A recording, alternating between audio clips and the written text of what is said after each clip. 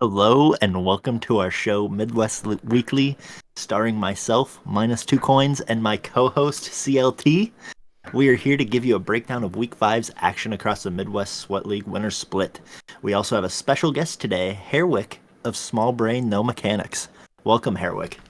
Hey guys, how you doing? I'm Hairwick. Some of you guys might know me as the normal host of the show, but I've been kidnapped and forced to be the special guest today. So Yes, you can only say good things about me, or else. yes, minus two coins is my god. He is the best ADC on planet. I praise him. He was not paid to say that. Only like $10. All jokes aside, thank you for doing the intro, Minus. We Oh, appreciate that. Would you like to tell everybody about yourself though, since you are the oh, actual guest? yes. I am the ADC for Load the Cannons. I've been in almost every split of Rec League. From the conception. I think I missed a split or two because uh, life things and not having as much time, but I am also an admin of the LOL Midwest server. So, if you have any questions, please do not ask me because I probably do not have the answer. But I will point you in the right direction. So, I guess you can't ask me. Just ask Havoc instead. Trust. Yes, or myself too. I'm here. And maybe CLT in the future. He's still not a mod though, so please stop asking him questions and stay away Please from ask him more. him. Sending them all Harewick's way, so don't worry. He's just the caster, guys, and the guy that does the show, and the guy that does the other show. That's which is not even saying he just is. Like that's a lot, by the way, but that's what he That is a does. lot. That's what he I'm does right here. now. Yes, I we get, I appreciate him. do, I do what I'm paid to do. Indeed, he's not actually paid. Don't let him fool you. So yeah, so let's kick it off though. Why don't we start with the first series then? We'll go ahead and we'll go into Group A here, and that was Free Bracks versus Coin Flip, a match that had a lot of implications over the weekend, but it ended in a unfortunate fashion for Free Bracks as they were not able to pick up any wins here in this series, and that ended up. I guess I won't speak on it anymore. I'll just say that, and so. Go ahead and CLT. Why don't you break down game one for us? Well, coming into the series, it was really, I was really hyped to see the series. You had Coin Flip, who was on a undefeated and at that point a perfect season, 4080. And Free Brax was looking really, really tough. They made a lot of improvements, even since when I played against them in week two. They just got better and better. Unfortunately, Big B had a little bit of a medical emergency, so hope all is well with him. And they found an emergency sub, but I will give props to Coin Flip. They didn't impose any bans, anything like that. So good on those guys. It's just something that ended up showing up. So Freebrax had a mid lane sub, and I don't know if this was like a game plan or a strategy, but they definitely this first game picked on audio quite a bit. Once he picked Malzahar, this Victor kind of just had a free laning phase, and also Victor stacks up much quicker with the Malzahar minions. But they ganked audio quite a bit. They just absolutely kept him down. As you can see, his score line 0-8. He didn't play like up to like what the score line shows. They just um, camped him quite a bit. So, but we also seen some interesting drafts coming out by Coin Flip both games here. I'm gonna kind of include Minus in this. We see a Seraphine Urgot bot lane. I know Minus you play bot lane, but have you seen this much cooking? Bro. CLT brought this up to me before the show that this was pulled out, and it blew my fucking mind. Like, look, Seraphine, Virgin AD carry, but she wins games because, ADCs are, they're not ass, but like, they're not healing your whole team. And, the OG Senna Seraphine, Sona, all that shit. I think it is a really interesting way to counter that engage instead of just going something more disengaged like a Renata or something, right? Like it's super innovative, and I mean, we know that Urgot's gonna scale up and do damage. Seraphine's gonna do damage. Like their comp allowed it. They have so much damage in their comp, and they kind of played towards it to get Victor going. Um, Camping mid and everything. Uh, no, I have not seen this much cooking, but they played to their comp strength pretty fucking well, from what I can tell. Yeah. Yeah, this comp was interesting. I have seen a touch of Urgot support into like heavy engage comps, Mhm. which just kind of fits where it could be pulled out at. I was a little shocked at the Hullbreaker rush. Interesting. He never ever was in a side lane, and nor should you be as a support. Oh, But that passive is not a thing anymore, by the way.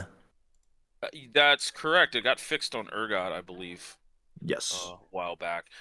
But not to completely talk up coin flip, I will say Freebrax, their ADC Deeg, he's had a hell of a last like 3 weeks of the split. He was drawn Vayne bans, which you can see in his game one, and he tried everything he could this game one to bring his team back. Had I think a triple or a quadra kill in one of the fights just to get up to the 10 kills that you see, and you see 37% team's damage is absolutely insane. But all in all, this coin flip comp got rolling, and the engages just could not get through this front line here. Yeah, I was gonna say that it does look like Freeback Brax played to their strength of let Jinx scale up and kind of try and 1v9 the game. Uh, Obviously, top lane did not go well from what I can tell. Darius being fed and, 5-0 and Camille getting behind. Obviously, if Camille was able to split, maybe they could have split the map a little bit and made it easier for Jinx. But yeah, like there's a sign of life there. The right members getting fed, that's for sure. Yeah. Yeah.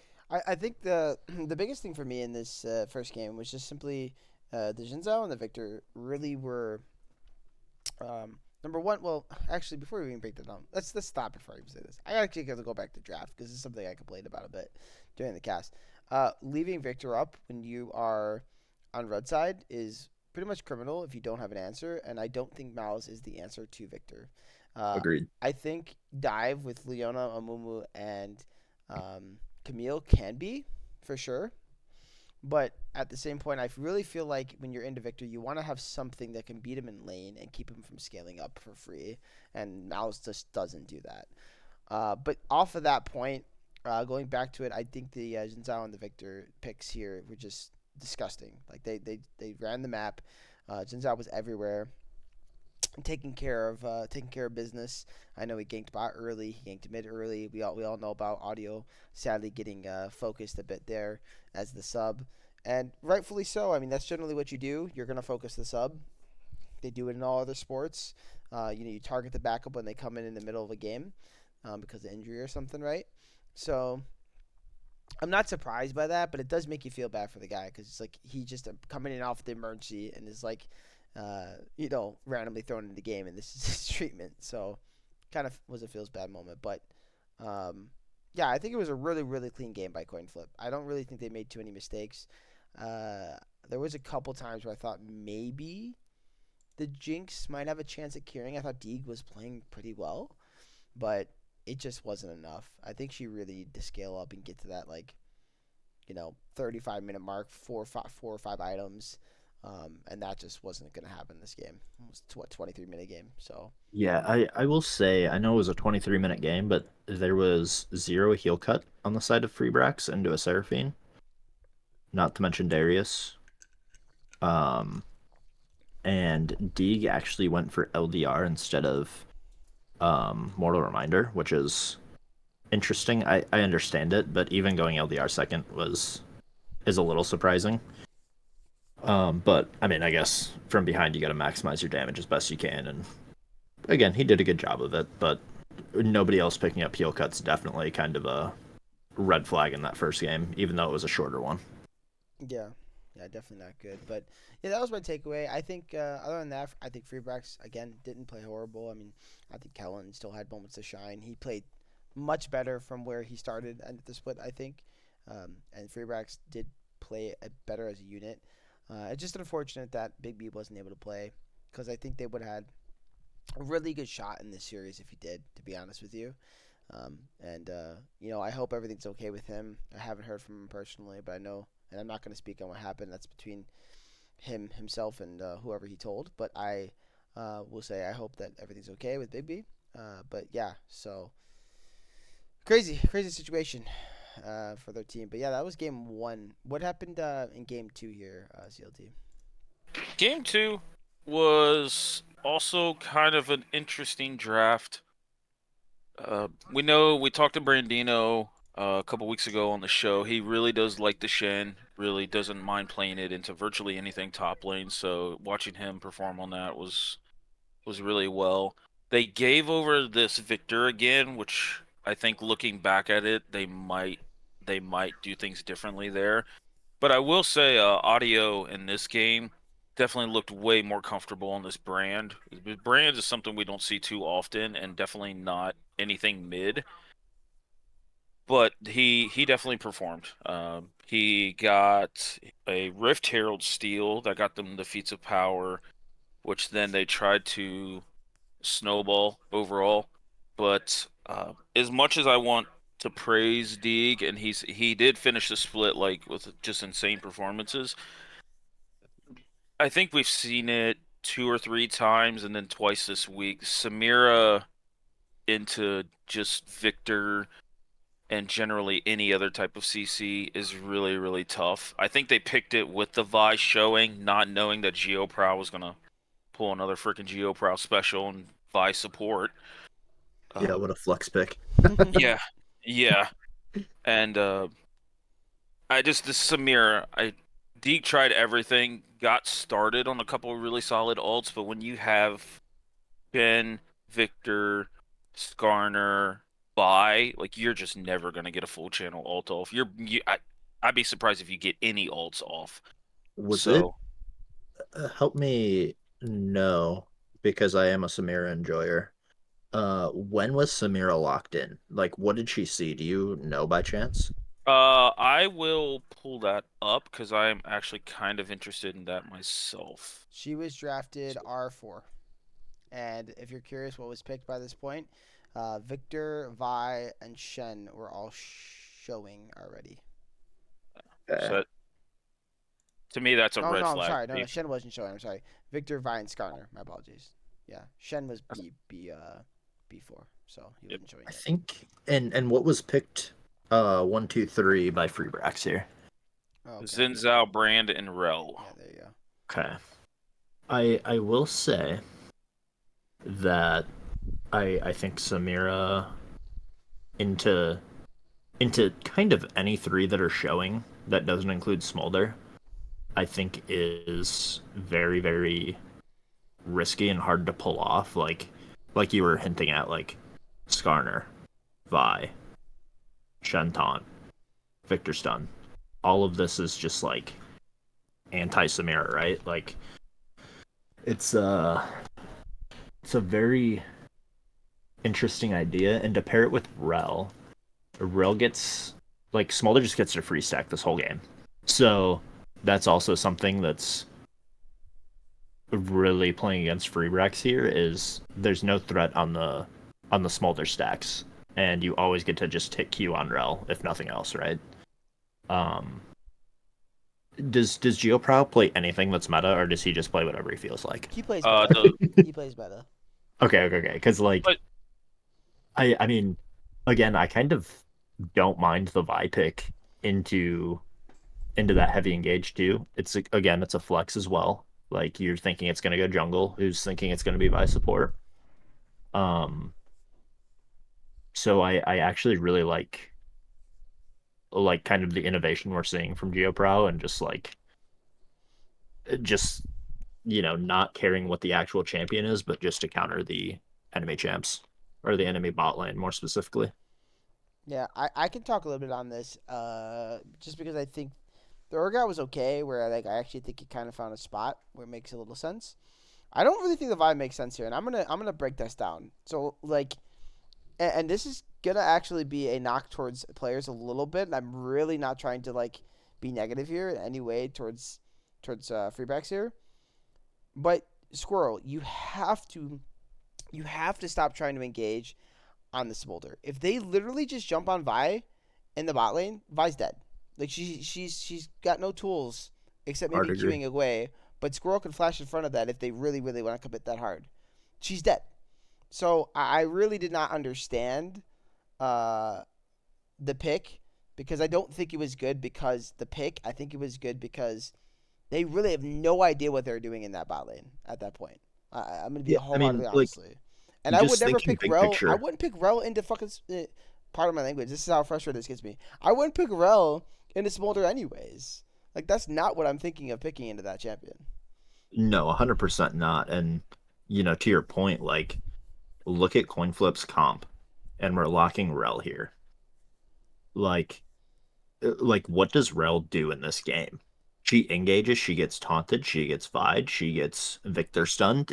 She just gets chained to death, and then it's a 4v5, and they can play out the rest of the fight however they want. That's their only tank. Something like a Nautilus would have been really good here to be able to just hit R on Smolder, hit R on Victor, something like that. And you don't necessarily have to go all the way in to do that. Like you have an opportunity to get out where Rel is just like I guess you're flashing out, but you're never flashing out. You're flashing for the big engager. So Rel is just so hard to play in this game, and it gives Smolder free stacks, and like you just have nothing to do. Like if you're proactive on the map enough early, maybe it offsets it. But you got to be making a big impact mid, big impact top to kind of offset what your champion's not going to be able to do later, I think, and allow this brand. Really, really, this game was on brand. Yeah. After you see the draft, like Yeah. Samira can't 1v9 this game. Brand can, but that's just because he has some distance. Yeah. I mean, Brand's good here. He's got Yep, three melee champions to just sit on and alt and yep. do abilities and buttons. So it's pretty good. It's not the best, I don't think, into Victor. I think it's okay. I think it's like kind of a skill matchup mid, but I don't think you're playing Brand here to kill Victor anyways. Obviously, you're playing Brand to kill everybody else. I So agree. I um, agree. I do like the Brand pick. I actually like most of Freeback's draft. I wouldn't even sit there and hate on Road, to be honest. I just think it's how it's played bot lane.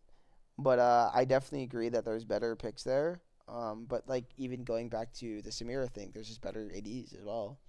I think Yeah, Samira's I mean, not in the best of spots at the moment. yeah. I mean, like if you just want high damage output, even somebody like Samira, like you play Neela, right? Like she doesn't necessarily have to go in to do all her damage. She can do it a little bit from range, Yeah, um, even though it's not much. But it's every every inch makes a difference as AD carry. I know that much is true. 100%.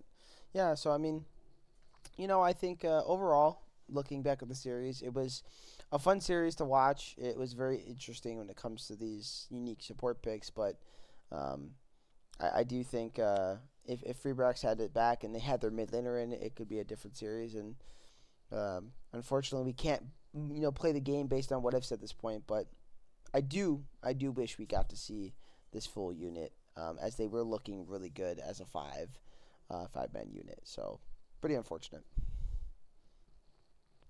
Agreed. Was there anything else you wanted to touch on CLT before we move on to the next series? No, no, I agree with everything, honestly. I think it's if you're talking draft, it's either change up the Rel or change up the Samir. And maybe And don't give them both Skyner and Victor for free. Or uh just Victor at all. Victor's so OP right now. yeah. He's so strong. I think he's fallen off a little bit because the meta is shifting into more of an earlier meta, but he's still good. So, Yeah. and If you can accelerate him early to any point, like he hits his breakpoint so much earlier, it's so huge. yeah, But we can go into the next series, and that's the second Group A series, which is TK Gamers versus Scorch. Pretty exciting one. I don't know if how much we all caught of this. I know I caught the end of it because I was playing that same day. But CLT, were you able to kind of get any information for the fans here to break down game one? Honestly, I got a touch of information on game one, uh, but I was casting your series, so we both kind of uh unfortunately missed the beginning of this series. But Let's just go over draft at least for game one. Like it looks like this was a very one-sided game. So let's kind of just talk about draft maybe and what what Scorch could have done differently in this first game. Yeah, I'm down. I will point out there's a first blood that happens in the first minute. Oh But my God. an invade by TK and Scorch is able, or no, not Scorch, but Bananasaur ends up getting killed during the invade. So that's kind of how the game started. And if I've seen this correctly, this looks like a lane swap. A lane swap. oh, will you look at Yep. that? Yeah. So the Sivir and Leona, Borean. It looks like, is that a sub, by the way? A sync card, a sub, right? That's not their I normal. believe so, Yeah. yes. So yeah, they went top lane. And this game is crazy. I'm just watching the first few minutes, guys, and just seeing this stuff is absurd. So much fighting in the jungle. Rusty and Pokearcher are both dying in the jungle at 2 minutes, and the mid laners are duking it out now. All right, it's Yeah. hilarious. That's what a start to the game. But yeah, let's talk draft a little bit for a second. Minus, what are things that stick out to you here? I think I really liked Renata pick. I think that's really good into TK Gamers comp here. Just want to kind of run at you and engage, and dump all their damage. I think Renata's good. Again, I think Victor is really solid still. Um,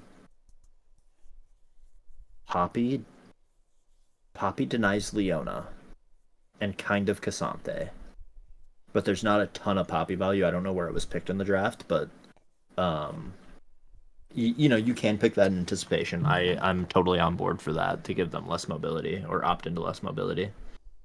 Um, Pretty sure top lane's more of a handshake. You know, it kind of depends how they're playing around that Narvar.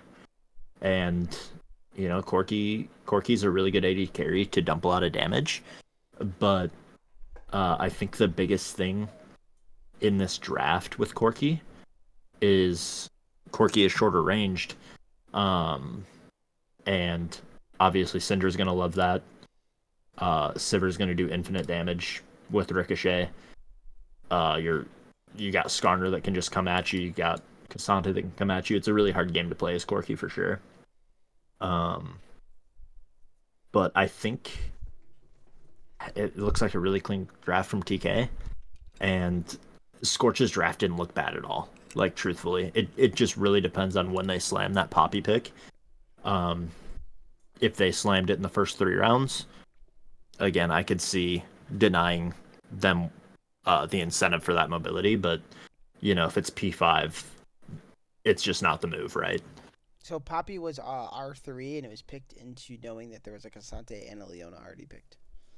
Okay, so like I'll give him that. It's not an awful pick. You're not expecting the ADC to have much mobility. Um, and there's a lot of good mobility junglers in the meta right now. Yeah, Uh, and I know I don't hate it there. Rusty picks it a lot into Skarner, so that seems to be his kind of like Interesting. Skarner counter. It feels like. Okay. I believe, and I'm not sure for sure in this interaction, but I believe there's a certain point when his E starts. I think Poppy can cancel, maybe. Okay. But even with that said, it's not like 100%, and I think it's a really weird like situation where it can. Plus, if he's going through walls, she could theoretically then E him into the wall. So Yeah. while he's Eing, Yeah. True. so it definitely has a spot too. Even though Skarner was picked after the Poppy was shown, I personally think the Yeah. matchup is fine. It's just skill. It's skill based between the two junglers at that Sure. point. So, but yeah, I mean, So yeah, like looking at the early go game, ahead. the thing I was seeing and as I was watching a little bit was just a lot of chaotic fighting that just went in Hmm. favor of TK instead of Scorch Makes here. sense. Yeah. And I think maybe if it goes in favor of Scorch, it's a different game for sure. Yeah. Yeah. I think Scorch had a clear game plan, but at some point when you start getting behind 5, 10 kills, which is obviously whatever the gold lead ends up being or gold deficit, it just makes it so much harder and you have to play that much better to make up for that. And, you know, on an even footing at 20 minutes, this could be a really interesting game. Yeah. It just looks like TK, like you said, got that kill in the first minute of the game and never looked back, and they just kept handing it to him. Yeah. So for reference here, at 12 minutes they were down 9 kills to 4, and it was a 2K gold lead about. Um, and there's a bit of a spike here, and I don't know if you have the YouTube open to see the series, but um, it's around the Drake fight, which happens. It happens at 13 minutes. There's a Drake fight, and that goes in favor of TK, um, pretty heavily. And that's what starts to balloon the gold lead a bit. And then by the 14-minute mark, it's all the way jumped up to about 5K. So What almost. what was the Grubs difference this game? Grubs, 5 grubs for Scorch actually, right? Oh, I think. interesting. Yeah, that's grubs, Yeah, right? yeah, it's 5 for Scorch. Yep. Wow. I was like, you talking about the drag fight at like 13 minutes, and that's where it spikes. Hmm. It makes sense. And I guess if TK had 5 grubs instead, this could have been more like a 23-minute game. Just with all the power that they had. So Grubs probably helped Scorch stay in it a little bit longer as well. So Oh props my to them for getting God. 5 grubs. CC Star with a crazy cancel I just witnessed. He canceled the Gnar mid E. What the heck? And he was jumping away. I didn't know Kasata could even do that. What the heck? Did I just witnessed. Classic, That's pretty wild. classic crazy stuff in League of Legends. Classic Casante. Yeah, for real. But yeah, I mean, so that's kind of pretty much game one. I mean, I'm trying to see if I can see anything besides that Drake fight, which certainly popped up in the game. Um, and see if I could find anything that's kind of like, okay, this is it right here. I mean, they were already 10K down though at 26 minutes, so it's something before that. Holy moly! So there was 18-4 right here at the 21-minute mark. So it must have been Otacon. Did the teams fight over Otacon? No, I see. Kind of search for 2. I see what happened. They got Otacon. They probably sprinted it at him. Because Well, it's the one that gives you the the respawn? yeah, the respawn, yeah. Okay. Yeah, yeah. They probably just sprinted and super extended their lead. Makes sense. Yeah. That Otacon is boring too. It's the same one every freaking game, bro. Guys, fight a lot before 14 minutes, please. Just get bloody with it so we can get a different Otacon. True. But yeah, we'll discuss Otacon here, I think, as we go along. But let's go ahead and get into game two, and kind of talk about that. CLT, do you have any notes on game two here? Game 2, while I didn't catch all of it, I think the draft tells us a lot here, where Scorch just decided to attack this TK Gamers team a little bit differently than we've seen other teams. I mean, this is our first Rise mid, and you even had like a tank Malphite mid. Or, I'm sorry, Rise top and tank Malphite mid. And then Boonstra pulling out the Draven. Can't really say I would have expected that to be like a Boonstra champion, but it feels like if you've played AD carry for like 4 years, at one point you were a Draven main. So it wouldn't surprise me there. But we did see Bori bring out his patented Neela, and Sinkhart ended up getting Pike out. I just this TK Gamers comp, I don't think had enough damage to get through like Malphite, some of the CC from Maokai, and then if you've ever played against Rise, Rise gets deceivingly tanky as well. I like Rise into Gwen. I'm kind of curious if that's going to be something a few other top laners just get reminded that, hey, Rise is a champion and can Yeah. actually like do really well into Gwen. Well, he is 2-0, I believe, right? Because he won this game, and he won on freebacks too, right? If I remember correctly. So Yeah, Big B I think was the first one to pull it out mid. yeah, and went like triple AP items into like tank stats, and it was just unkillable. Yeah. Um, but yeah, I think here's where we'll start. Let's start with the biggest elephant in the room, and I feel like Oh, all three of us know what it is. Kiana. Let's start there, and I'll start with our guest on this one, because as an AD carry player, I'm sure at some point in his life he's seen too much of Kiana when she was kind of busted. So what are your kind of thoughts about this champion? Because at the current moment, I think it's just kind of crap and nobody should play it. But Look, uh, AD assassins that aren't Zed are really they're pretty rough right now. Um, I think in TK's defense, if they start snowballing this game early, this this is a very different game, and this is way harder for Scorch to win, right? You noting just the Kiana and Neela and even Pike to an extent, like if two out of three of those are fed, or Kiana and Neela are fed, like gets free resets. These fights become a lot harder for Scorch. But as you said, tank Malphite mid. I mean, what's Kiana gonna do, bro? Like, you're in hell, bro. come at me, I've Um, ac- bro. Come at me, bro. I've actually like I've busted this pick out into Kiana when she was meta like a year or two ago. yeah, It's so unplayable for her. it's pretty rough. Um, and then like you said, Rise gets deceivingly tanky later the game goes. Uh, the Draven Slam is crazy out of Boonstra. Like I remember in past seasons playing against the spot lane, and I just want to beat my head off the wall because they would always pick APCs into me. Like they would always pick Seraphine into me, and I'm like, bro, I just want to play a game. Like, please. Um, I don't hate the bot lane answer from TK. Um, obviously Neela getting to block autos is huge. Um, but when Draven gets a lead, very oppressive. I hate that champion. I never want to see that champion. Um, but I mean, Scorch played for like they have a really good team fight comp. I know you want Draven snowballing early, but like you have a good balance of early and mid to late game with Draven being your early focus, and Rise is eventually going to do infinite damage. And two tanks to stand in front of those guys. Xin Zhao can create a lot of space for you, and again, it's hard to jump on Rise, and even Draven to an extent. And if you jump on Draven, you have Maokai peeling him infinitely. I think it's just chalked up to a really good draft from Oh, Scorch. Bori with a 1v2 in the bot lane. He does trade one for one under the turret, which is still pretty good. And he, he doesn't get the cash in, or not Bori, I'm sorry, but Boonstra.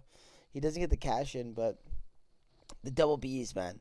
It was still so clean. He played that so well. Yeah, first blood didn't happen till 6 minutes, and considering how hectic these games have Nice. been since the new changes, Yeah. that's pretty late. I feel like it was a solo kill by the Gwen over the Rise under the turret. Oh, really? Yeah. Yeah, but there's a lot of focus here from Rusty, which I've always lauded him for. He's got pretty good objective control, and he made sure to get the first two objectives. He actually got both Drake and um, Grubs, and the team set him up for that, which was really beautiful to see.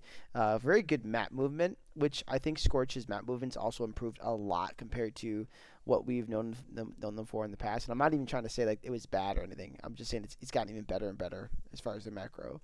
So even though they haven't had the split they probably wanted to, they still look like a contender from what I'm seeing in terms of their play. Like they look like a true contender that can make a run, you know.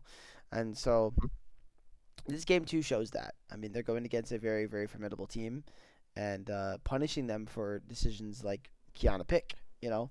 So, Yeah. um, and hats off to the Banana Store for being selfless and playing Malphite. Yeah. Agreed. Yeah, I thought. I mean, looking back at like draft order, the fact that you are one Malphite is like just cojones in general. That is very true. Yeah. Um, but I mean, TK drafted pretty solid into them. Though Malphite's showing, I think Neela's could be a touch sus, Agreed. but overall, I mean, it was well played by Scorch. Drafted Malphite R1. TK answered with Gwen. They then picked the Oh. Rise, not expecting Malphite to go mid. So I just the Kiana. Go to 13 minutes, the both of you, like 13:20 or so. They try a tower dive. Whenever they full tower dive, but more they're trying to force the first turret of the game. If they're able to get it, they can get feats because they had the first blood. But instead, the response and the play by freaking Boomstride and Calico is so clean. And then the team coming in to back them up afterwards secures tower and a bunch of kills. And the game was pretty even at that point. So I found the game breaking moment to me already. Like that's insane. Yeah. Can we also talk about Calico picking Maokai here? And actually, let's talk about this. I saw this when I was doing the stats. They 4-banned Calico this game, by the way. Oh my, I didn't even catch that. Yeah, like if you go Yeah. look, it's Wow. so it's Zillion, Renata, Milio, and Nami. Oh my. Insane. Like, and like I just didn't understand it because like we all know how like Rusty has his playmaking. Ares is kind of pretty cracked top lane. We know about Boonstro's ability to have a pretty unique champ pool. Bananasaur still we're learning about him, and I think he plays pretty well. But like I feel like Calico's pool, even though it's good, it's not like scary, right? Like I think the best champion that they banned there to me, I guess, is probably the Zillion, just because nobody knows how to play against Zillion. It seems like in this league, everything else you could play around pretty well, and then she ends up taking the Maokai, and honestly, very clean on the Maokai. Maybe you should just play tanks more. Kind of busted. He- He's not, and we both know that. Yeah. She was forced to do so. They basically skill checked Calico here and said, "Hey, can you play anything else besides these enchanters?" And well, they found out, and it like good on her and good on Scorch for being up to the task to win this game. Yeah, and I think the last point here, just going off that, I think TK just skill checked Scorch in general. I mean, they didn't draft a tank. Like they slammed the gauntlet and said, "We're just gonna roll you so hard that we don't need a tank." Yeah, Like that takes some fucking balls to Yeah. to slam that Kiana just full damage. Like I respect it. yeah. They Kiana. skill checked themselves at that point. Then True. Playing on hard mode. Yeah, I think this draft definitely does that. But it is a very stylish draft that if you pull this draft off, then you're like, oh, okay, we're just hands diff.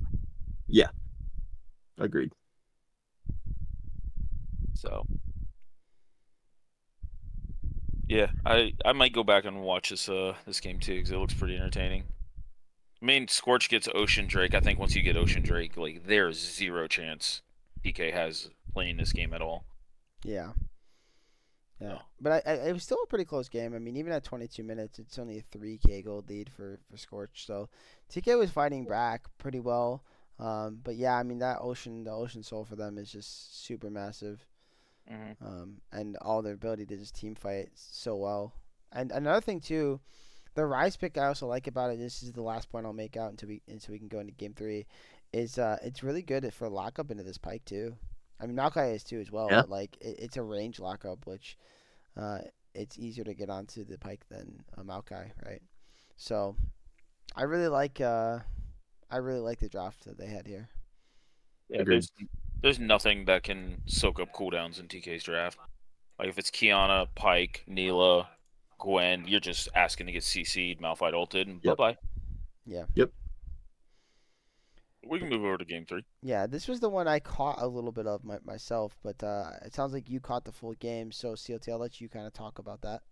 Um, I I came in, I think, in like 8 to 10 minutes on this game, but this was an absolute entertaining game to watch. I think if I remember correctly, TK had like an early lead in this game, and it looked like it was gonna start to favor their side, but uh, Bananasaur, this was probably his breakout game.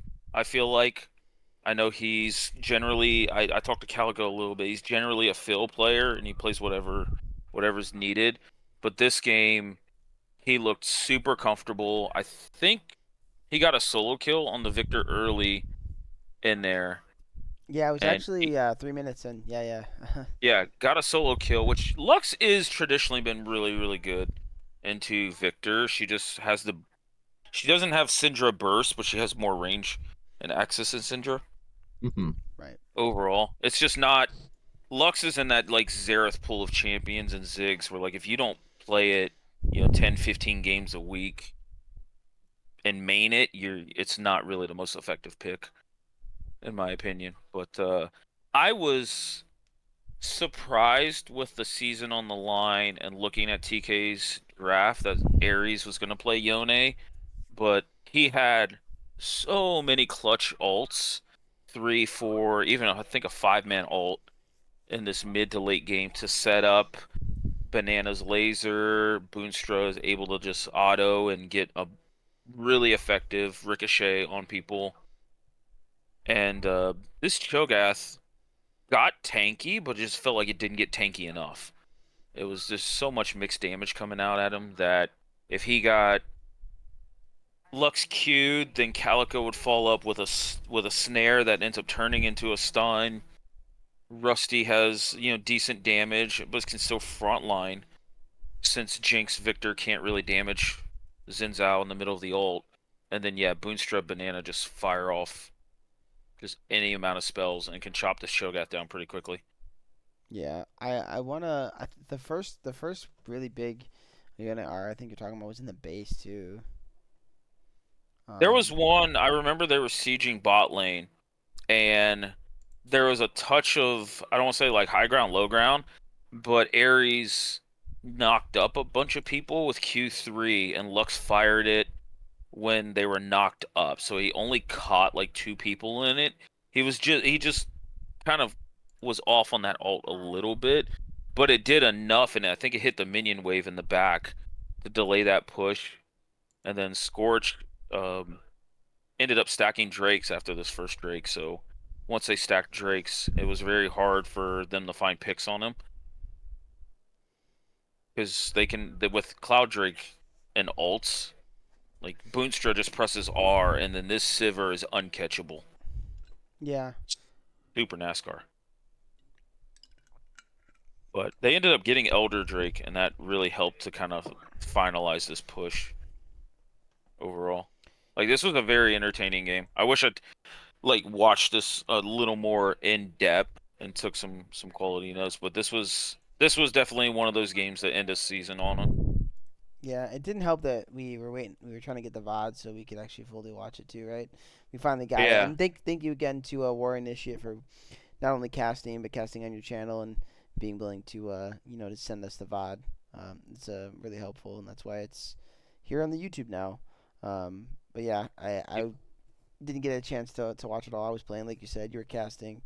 But man, what a series! And I'm really trying to find this Yone arc because I remember it specifically because me and my team were watching this kind of like mid part of this game three, and we were like, kind of like, holy moly, Ares, you know.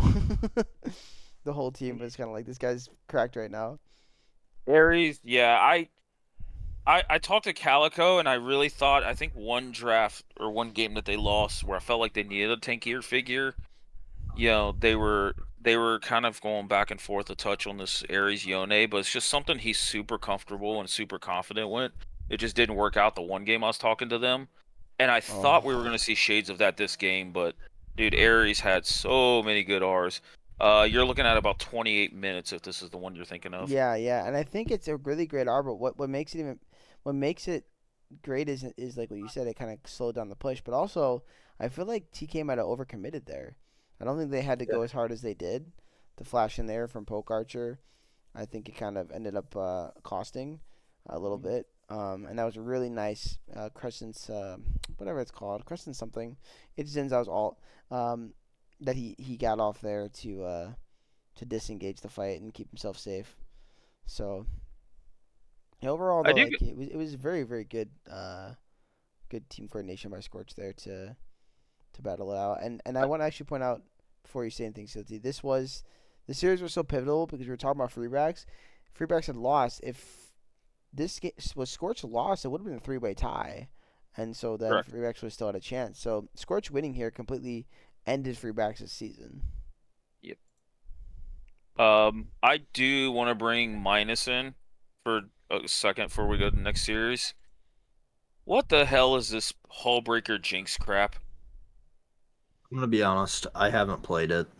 Um, He's like, I don't know. I I think it's just mostly like crit items uh, are not in the best spot according to the information I was given. Um, I don't necessarily feel that way though.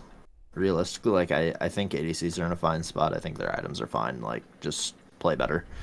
Um, Oh God, there's where our but comments are gonna go. yeah, that's right.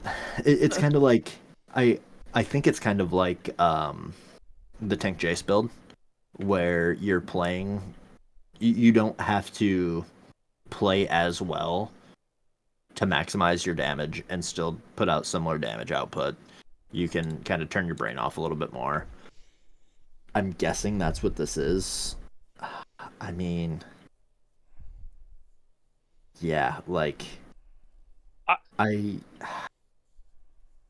I really I'm very unsure of why people are randomly going that on Jinx.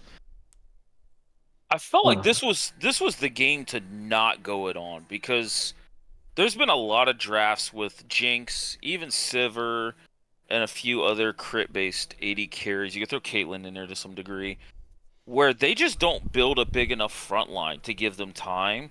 And here you've got Wukong, Rakan, Cho'Gath. Cho'Gath being like the main focal point of the front line. mhm. But you have disruption, you have front line, you have enough time for two high damage dealers, Victor Jinx, to do work. And we're 30 I'm looking at this game like we're 31 minutes in after that kind of push and Jinx doesn't even have IE. Has LDR, but no IE. Yeah, So it's like I think it's supposed to be no IE too. interesting. Because the version I saw it in a solo queue game when I did see it was collector into Hullbreaker. But I immediately went to double FSO PGG because he's been spamming Jinx this season, and he was still building crit. So I think it's just somebody put out a YouTube video, man. Uh, I I agree though. Like you have plenty of time for Jinx to do her thing and get resets. Like I'm not sure why this game we're scared when again they don't have a tank. And again, there's only one heal cut item on the side of TK, and it's Thornmail, which means Yone has to be attacking Cho'Gath. He's got to be autoing Cho'Gath, if I am remembering that right. Correct. Um, to be getting that applied, like that's not enough.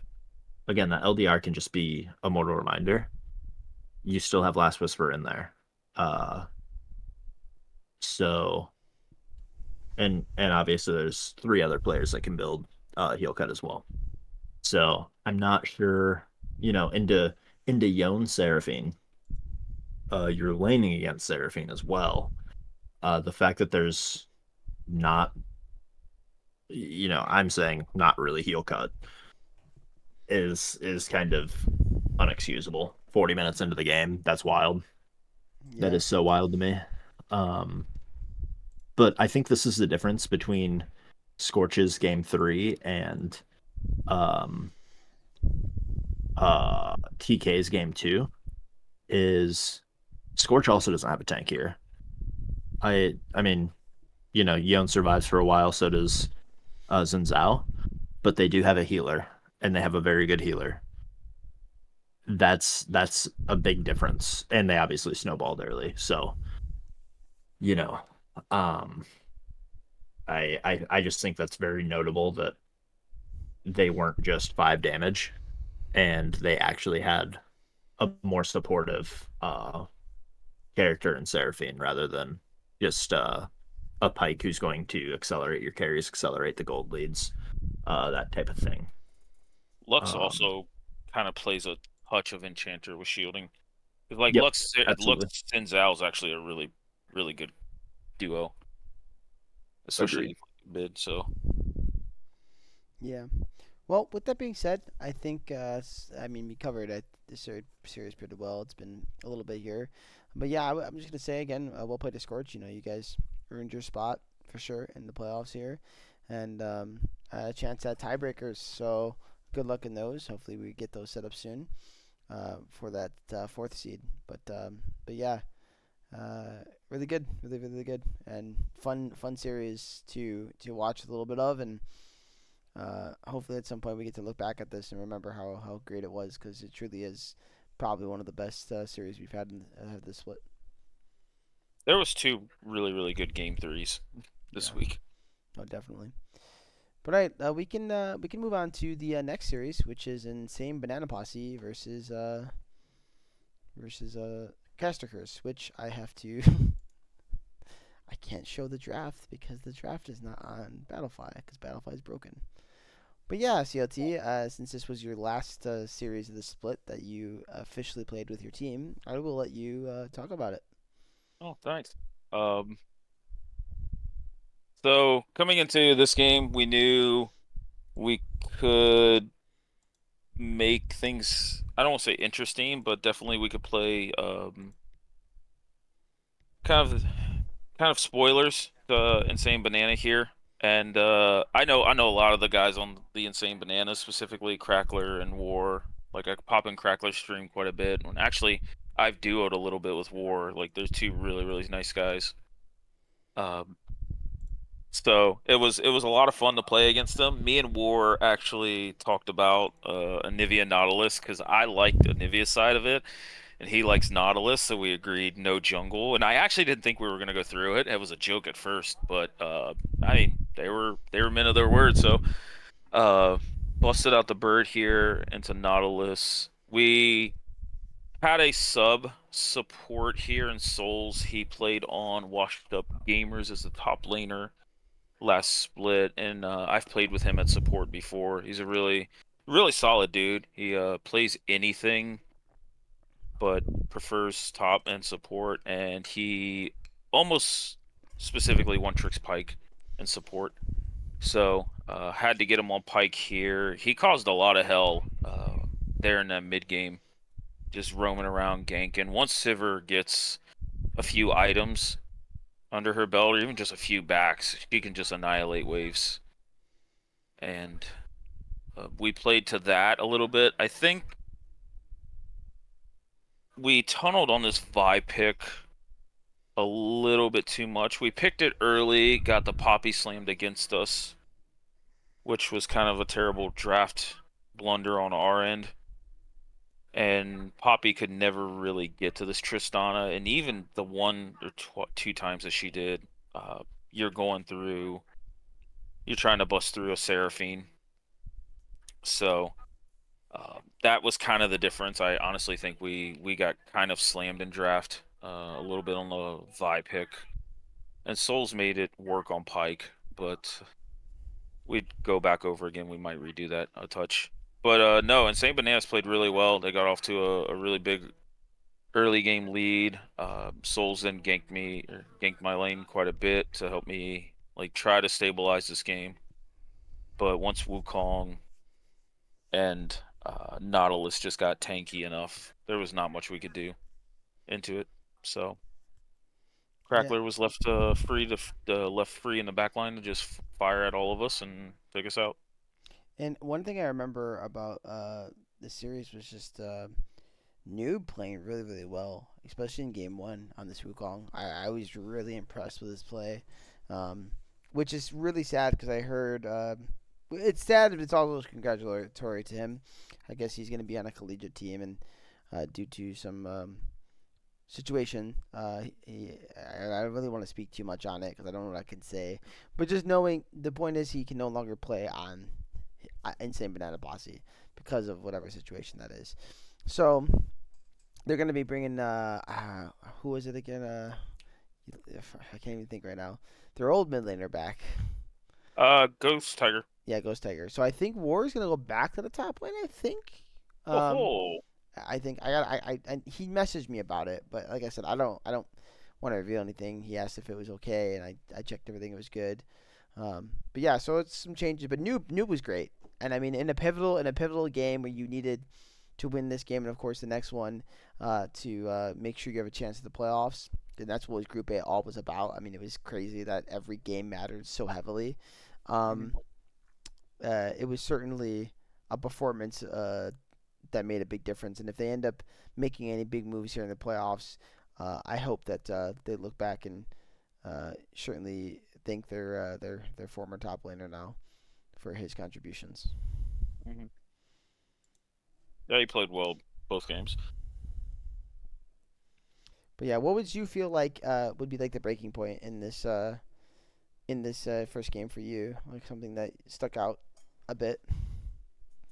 We had there was a Soul Dragon fight there at about 22 minutes where they had a really good Seraphine ult, and then Wukong was in the back line, got a really good ult into us that really turned it. I mean, we were already like decently behind, but we were only just a little over 2K behind. But we tried to just stall as much as we could, and then once it came to that third dragon fight, we just fought in the at a wrong angle right into Seraphine ult, and that's what ended up kind of breaking the camel's back here in this game. Yeah, it was really tightly. I remember it being really tightly contested for sure. But once again, yeah, it's new popping off in the fight too. I am not surprised. The guy was a Yeah. menace. So, um, yeah, I mean, what do you? I want to ask you, Minus. You've been in the league for a while, so like, if you're in San Banana Posse here, and you know that this is not guarantee like you're gonna make playoffs or nothing, but you know how important it is. Like, what is your mindset going into a series like this? Oh, well, I know that like coming into you said they're not guaranteed, but they can play into playoffs. Is that right? Yeah, Uh, yeah. yeah. So Okay. if they Um, win, yeah, if they win, they would have an opportunity to play in. Yes, depending on how things um, shape out. having an opportunity, like I'm doing everything in my power to make sure we have the cleanest two games ever, right? Um, we're gonna do our part, let the other teams decide our fate. I'm playing comfort. I'm playing um, that this would be a series that I'm doing a little bit extra digging on champs, pick ban, draft, all that stuff. Um, and yeah, just playing to your strong suits, right? Um, if you know you have a good split push team, draft a team comp that's going to support a split pusher. If you have a really good front to back team comp, just slam a front to back team comp. Like, don't overthink it. Just take it game by game, honestly. Yeah, that's a really good breakdown. With that said, I think we can jump into game two, CLT. Game two, we kind of played something a little bit different.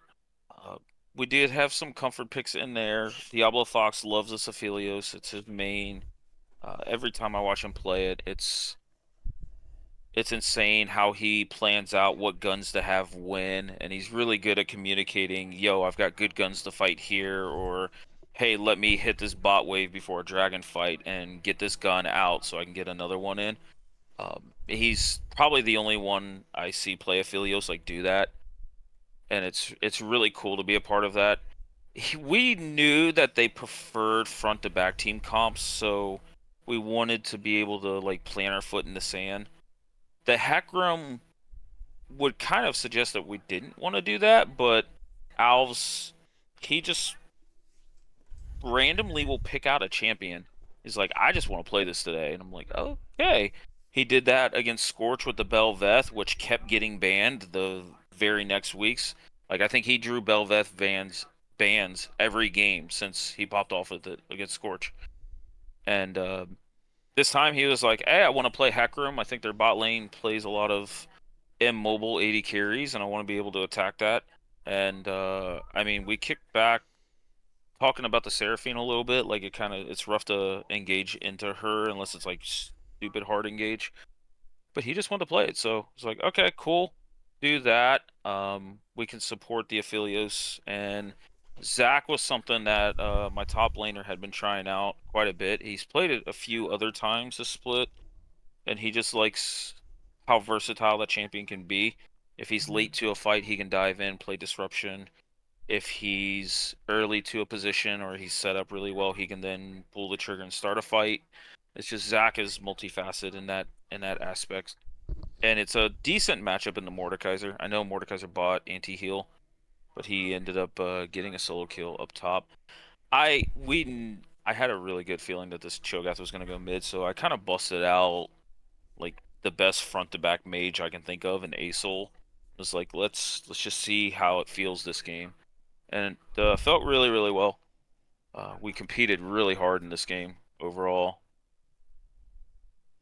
Yeah, So you definitely pushed Insane Banana Posse to the limit here. Like you guys made sure that they were not going to get no easy walk on the park mhm. into playoffs if they were going to make it.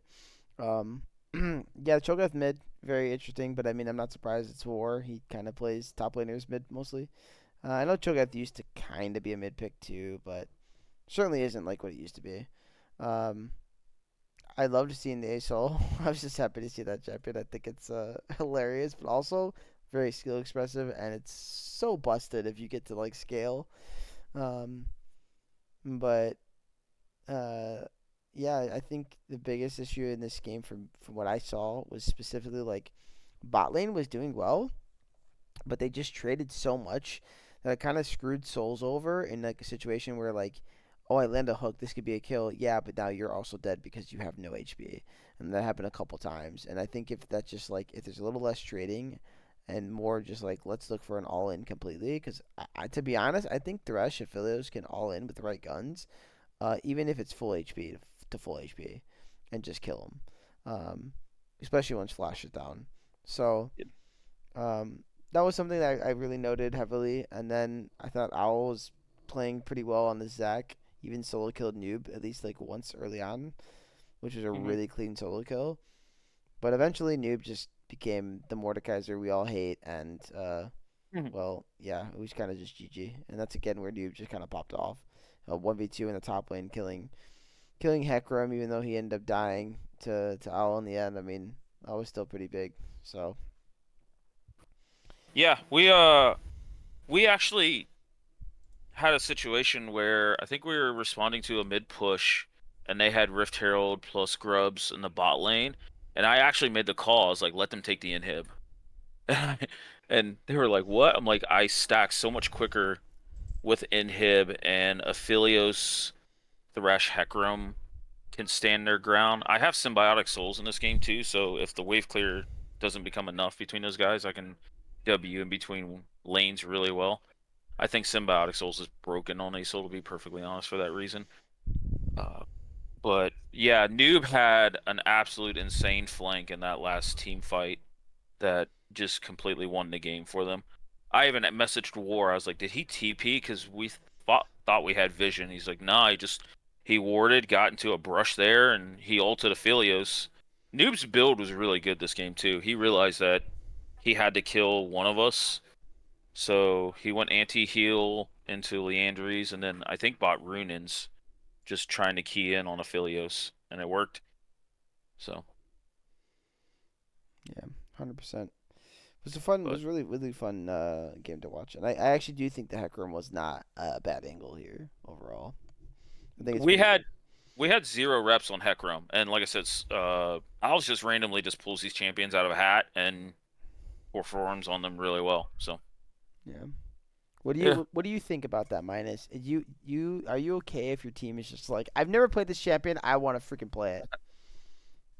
I mean, I'll be honest, nobody's actually said that other than me. Uh, So you're the I guy. mean, Got it. I'll I'll get to it a little bit in our series, but um, you know, I'm the guy who, if I'm having fun on something, I'm probably gonna spam it in solo queue so I can play it decently in our rec games. Um, trying to think who would. I mean, honestly, I feel like more than anything, will just kind of guide another player to a pick. Mm. Um, and that can get us into some trouble. Um, but again, depending on the champ, like I'm not opposed to it. Like Hecarim here, like I'm cool with that. I think it fits well. Um, and you know, as long as it's not like just just some awful like off the wall like I'm gonna go Yumi 80 carry guys. Watch this. I'm feeling Yumi 80 carry. As long as it's not something like crazy off the wall that doesn't really make sense, like I think our team would be pretty open to it. But we're also the team like, okay, look, you just have to be confident on it to not know you're gonna run it down all game. Yeah, for sure, for sure. Yeah, that's a good take on it. I mean, I personally would say like I definitely don't want to know like first picking, but like if you've been playing the champion at least, I'm definitely for it. Even if we don't have reps as a team, uh, Agreed. I'm definitely game for the idea. But I do think if you can get reps as a team and practice it first as a full 5 man squad, it's always gonna benefit you the most. So sometimes it's Absolutely. a pocket pick and it's a key situation. You just kind of send it and I think here, even though you guys weren't playing for playoffs, you're just trying to beat a team. You're trying to steal wins. I like the angle. It's just like, hey, let's pull out every stop we've got, and if we don't win, we don't win. But at least we can go down knowing we did everything we could to win. So I commend you guys because you played every single series, even when the last one did not matter. So that's what I will say, CLT, the only team to do that this split that was in a tough situation like yours. So I Hmm. think you should take that as commendable. Yeah, we had a lot of fun, man. I can't complain. I'm glad. So, But all right, so speaking some fun, let's get into the fun matchup between Small Brain No Mechanics and Backdoor Bandits, as this also had a lot of drama as it was leading into a one seed winner gets one seed, the loser does not match up. And so since you casted CLT, I will let you start off with game one yourself. yeah, this series was super hyped. I was super excited to see what would happen. Uh, the draft was, I don't want to say like interesting. I know Backdoor's probably the only team I've seen consistently bust out Misfortune. So that was a little weird. I think Misfortune and the Tristana Nico Skarner might be a little too stationary, especially when she presses R. But I think Small Brains also doubled down on that with Blitzcrank being able to silence her, and then Scion just walks through the Misfortune all like frickin' Thanos and just cues her in the face. And Backdoor really didn't protect this Misfortune well. Like Hui's decent wave clear, but Viego Mordekaiser doesn't really provide enough CC to keep people in the ult, nor enough beef to not let them get to her. So the draft was a little interesting, but I do want to highlight like Aruseps had a really solid early game into Vic on the Scion, but Scion just it's it's so tilting to play against this champion when you kill him multiple times and he's still the tankiest thing on the map.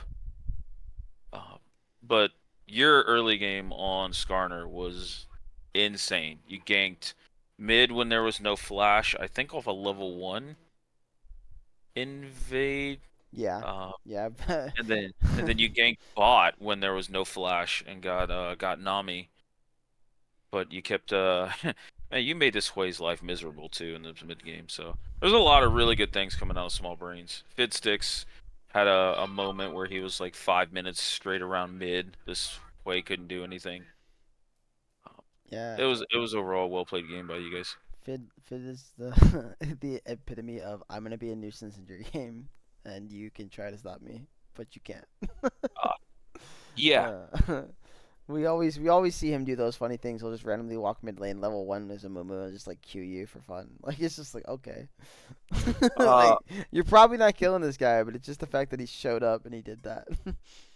uh, yeah, I know of another support that's done that to me as like a level 2 Alistar. I'm not gonna say Marcuti's name. But yeah, you said it. that's the joke. Way to ruin it. Um, but I do kind of want to ask Minus because this is not something I see too. Like I see it with Julia's champ pool. Like she brings out this misfortune quite a bit. But what's your thoughts on this misfortune? A little bit. I think Misfortune's in a pretty good spot. Um, I like playing Misfortune as like this super lane bully uh in like solo queue when I want to kind of turn off my brain and just bounce queues. Um, I don't truly hate it into their comp either, truthfully. I know that their comp, Backdoor Bandits comp, doesn't really have a lot to keep people in the MF ult. But in these tight spaces, when you're going for objective control, um, it could be a really, it could be really good regardless. Um, I I actually really like the exhaust take too, so Tristana can't jump on her and do Oh, giga damage. Like that's a huge call there.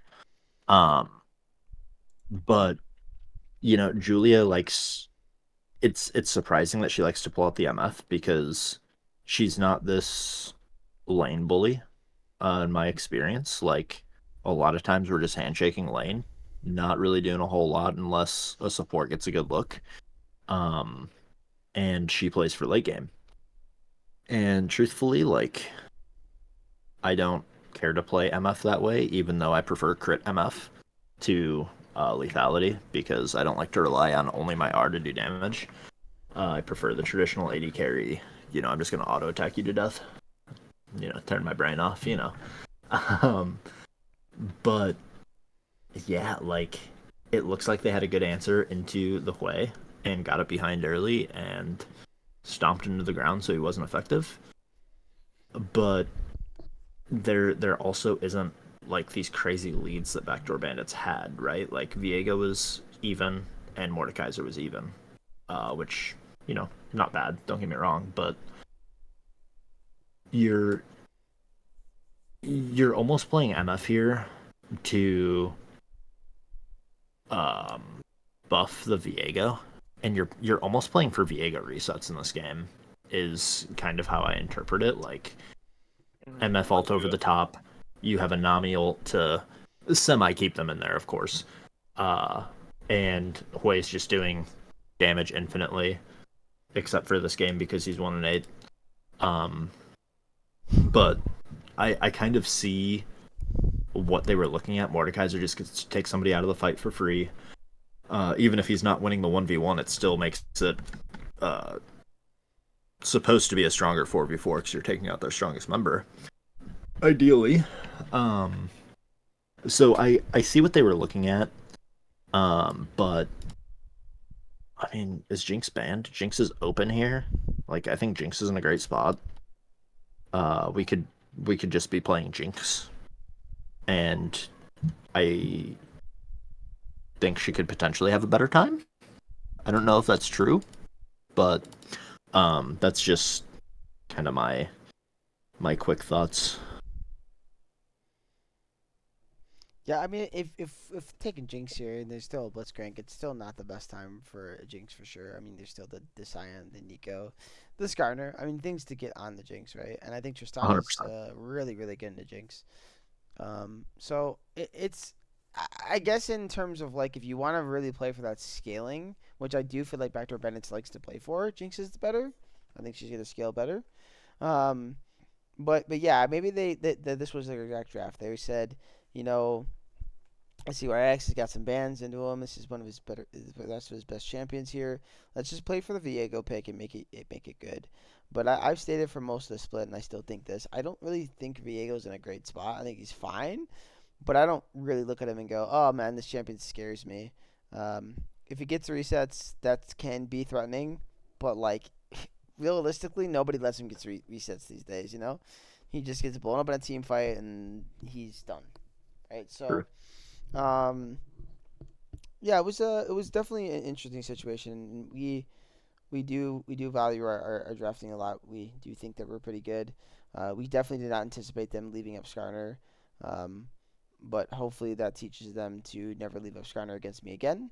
Because I do think I don't really speak highly of myself a lot, but I do think I'm very, very proficient on the champion.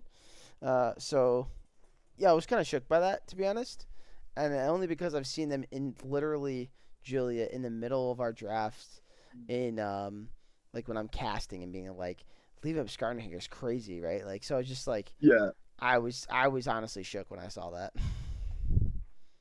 Yeah, that is very interesting. To leave up the Skarner. Another champ that's in a, you know, perfectly fine spot, right? Like, uh, I I just feel like Backdoor Bandits didn't get kind of rolling this game, and it it just showed that, like, from the end game stats, it looks like it was just kind of a rollover, right? I'm sure that's not what it was. I mean, Hui's 1-8 with 20k damage, 10k over the MF.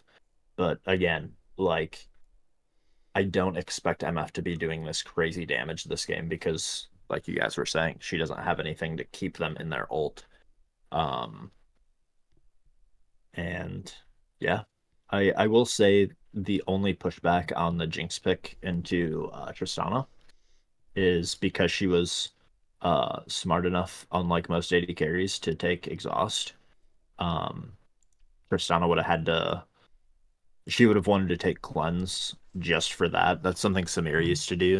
When Samira was last like really meta, Mm, is if she anticipated an exhaust coming, which I think it was an exhaust meta, so you just take cleanse regardless. Because if you go in and get exhausted, then you don't get to just dump your damage. yeah. So, like, there's kind of counters. But I would agree. Like, Trista's gonna win that 1v1 all day if exhaust isn't a factor.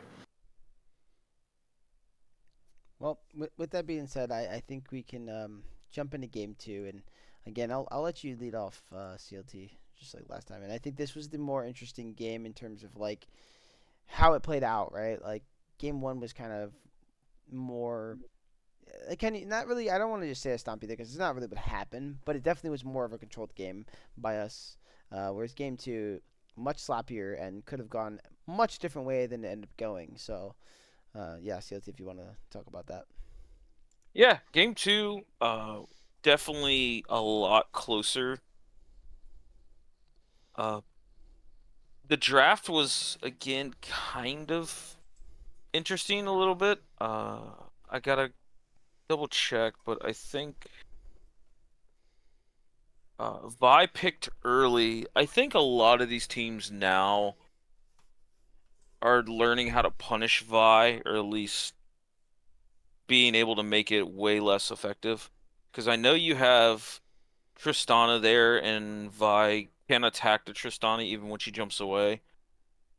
But you're also punishing the Vi by playing, a Mumu Cassante, like this big, beefy CC front line here, um, into Vi. So when Vi's going away from her team and there's not much follow up there, I mean, yeah, Ornn can throw an ult and knock some people up, but overall, there's not like the greatest amount of follow up.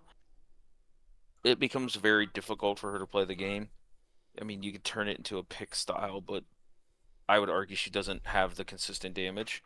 If she plays lethality, she gets blown up more, and if she plays bruiser, she just doesn't have the damage to punch through something like a barrier or even like one defensive item.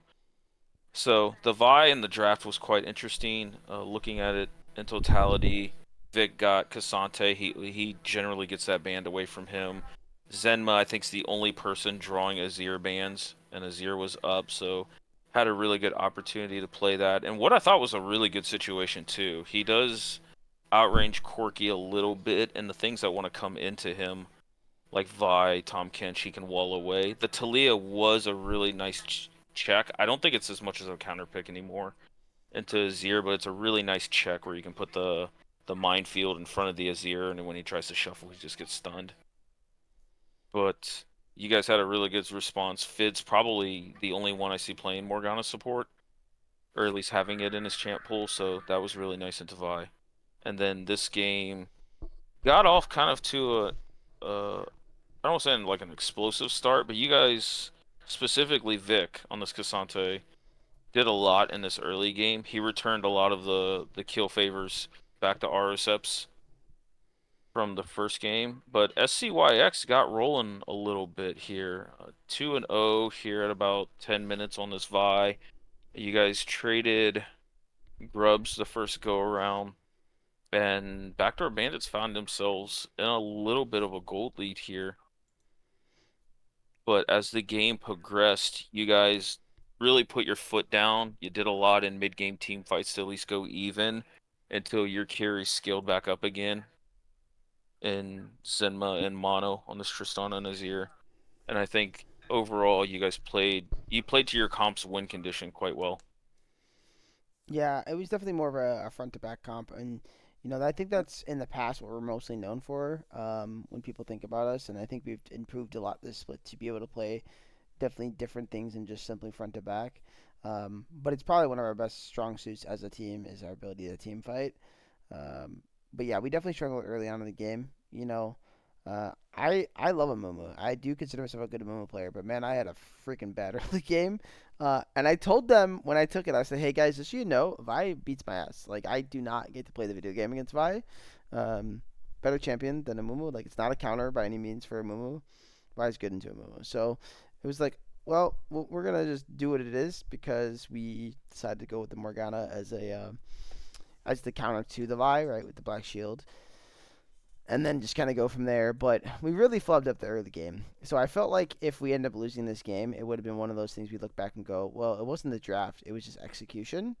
Um, but like you noted, when we got into the key parts of the game, I know there was I think one around Otacon I could have sworn. Yeah, at Um, the 20-minute mark. yeah, that was like one of those kind of turning points.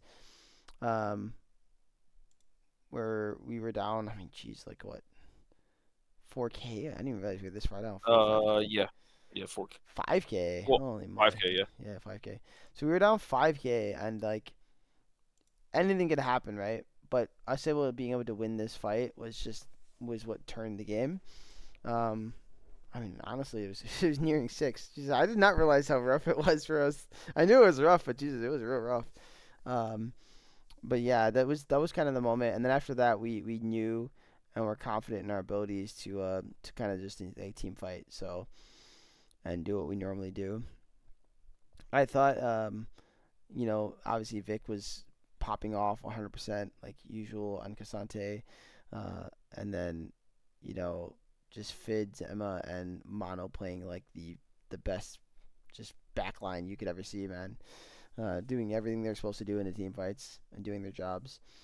But yeah, this is a good moment to talk about Otacon though, because I feel like this was the moment where Otacon had the biggest impact of the series, in my opinion, up to the games we've talked about so far. So I will go to you, Minus. You're looking at the game, and like I just said, we were down about almost 6K. We get this Otacon and just a break open the game. What are your thoughts about Otacon? Because I think teams are fighting over at times when they maybe shouldn't. I think like Otacon's very strong. Um, uh, I'm assuming it was the respawn Otacon. Yeah, yeah, it was. Okay, so yeah, like biggest thing with this buff is you have 150 seconds where you can just force whatever you want.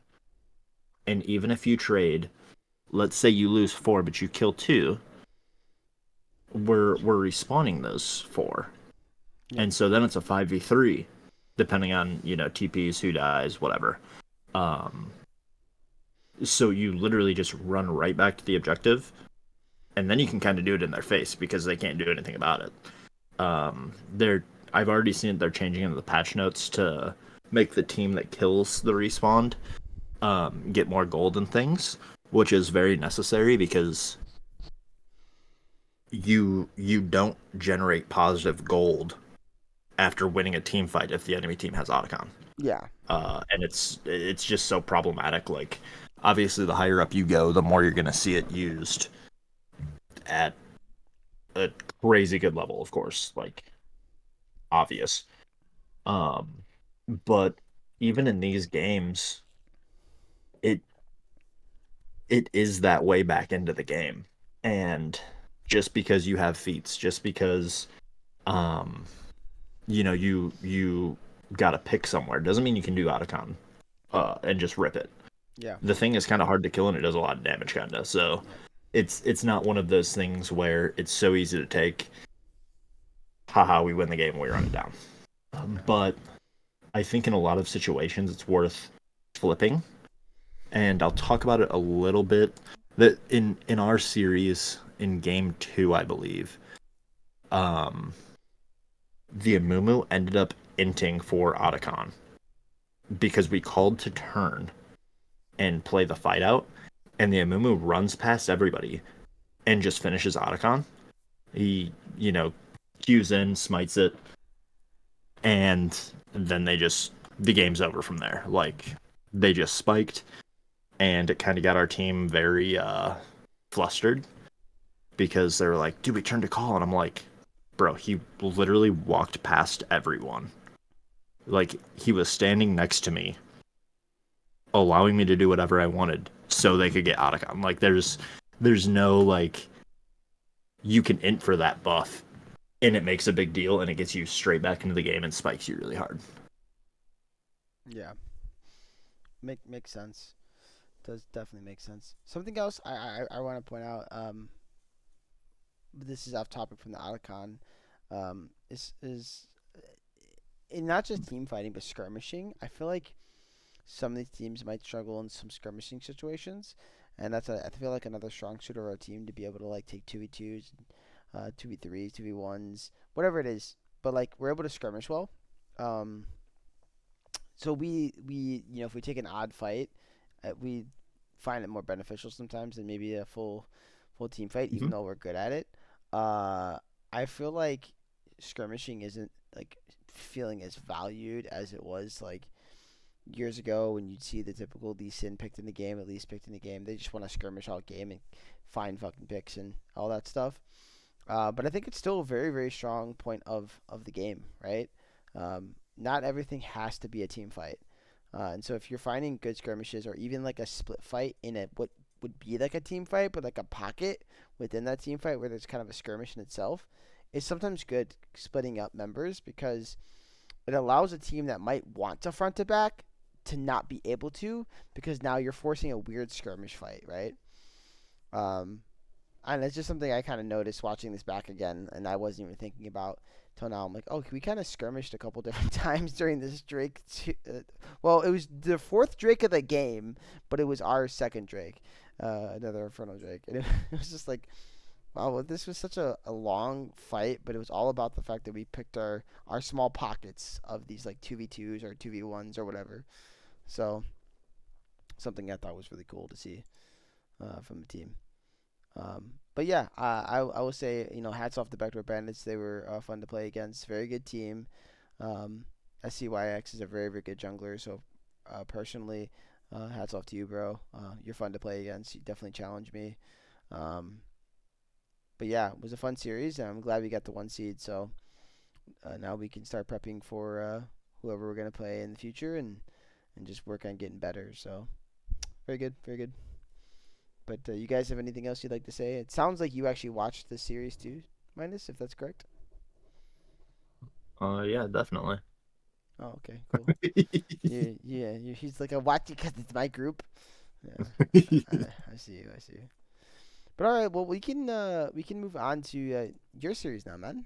We finally uh, made it. We're finally that is here, true. We finally made it. and that's so load the cannons versus peanut butter jelly. The other three game series, with again big implication. Winner is in, loser is out, and what a series it was. Let me just say that first off before we get into anything else. But yeah, CLT, give us a breakdown of this game one here. Oh, this game one was entertaining. Uh, Darkhound ends up pulling out the Nunu. PB&J kind of round off the rest of their draft with things we've seen before with the Victor and the Sivir. We see Minus actually get himself a Misfortune game in here, and for someone who doesn't like or who likes crit Misfortune, there's not a lot of crit items in that build, my dude. Hey, Um, look, I know what's better. but Ah, Rurika gets one of his more well-known champions in the Syndra. But I gotta highlight this top lane matchup because Mordekaiser bullied around Aatrox a little bit. I mean, he's bought the Oblivion Orb to help with the healing and everything quite early and bullied him around. But then P Diddy, I don't know. It's just like it felt like once he got a Hex Drinker plus MR boots, there was nothing killing this Aatrox.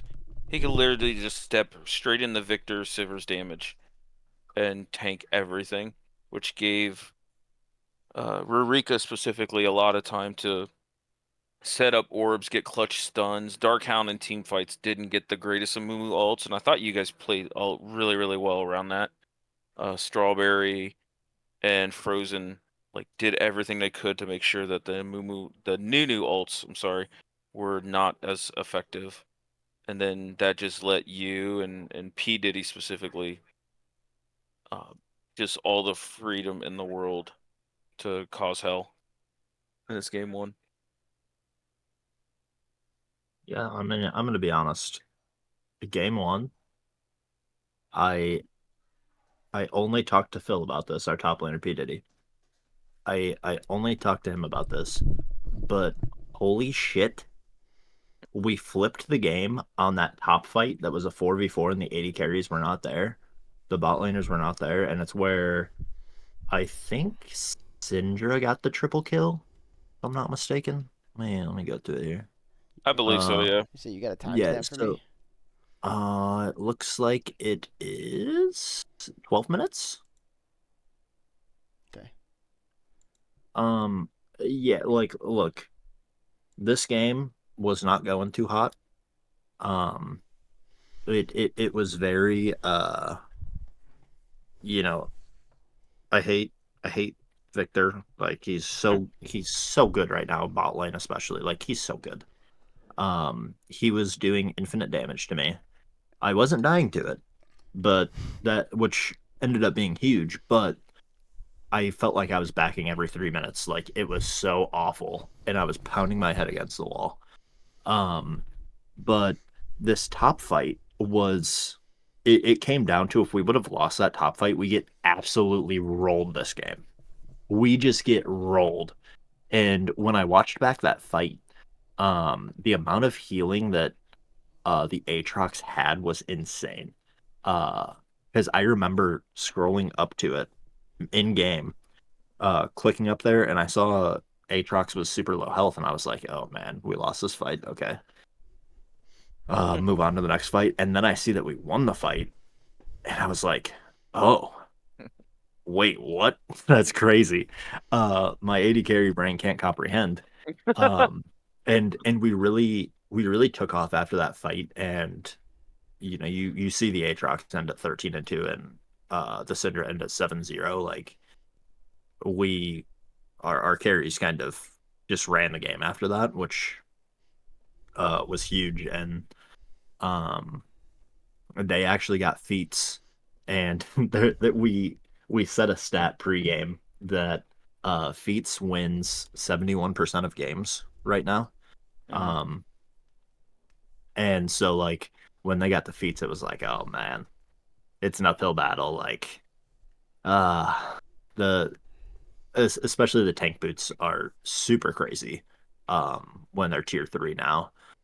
Um and yeah, just that fight really is what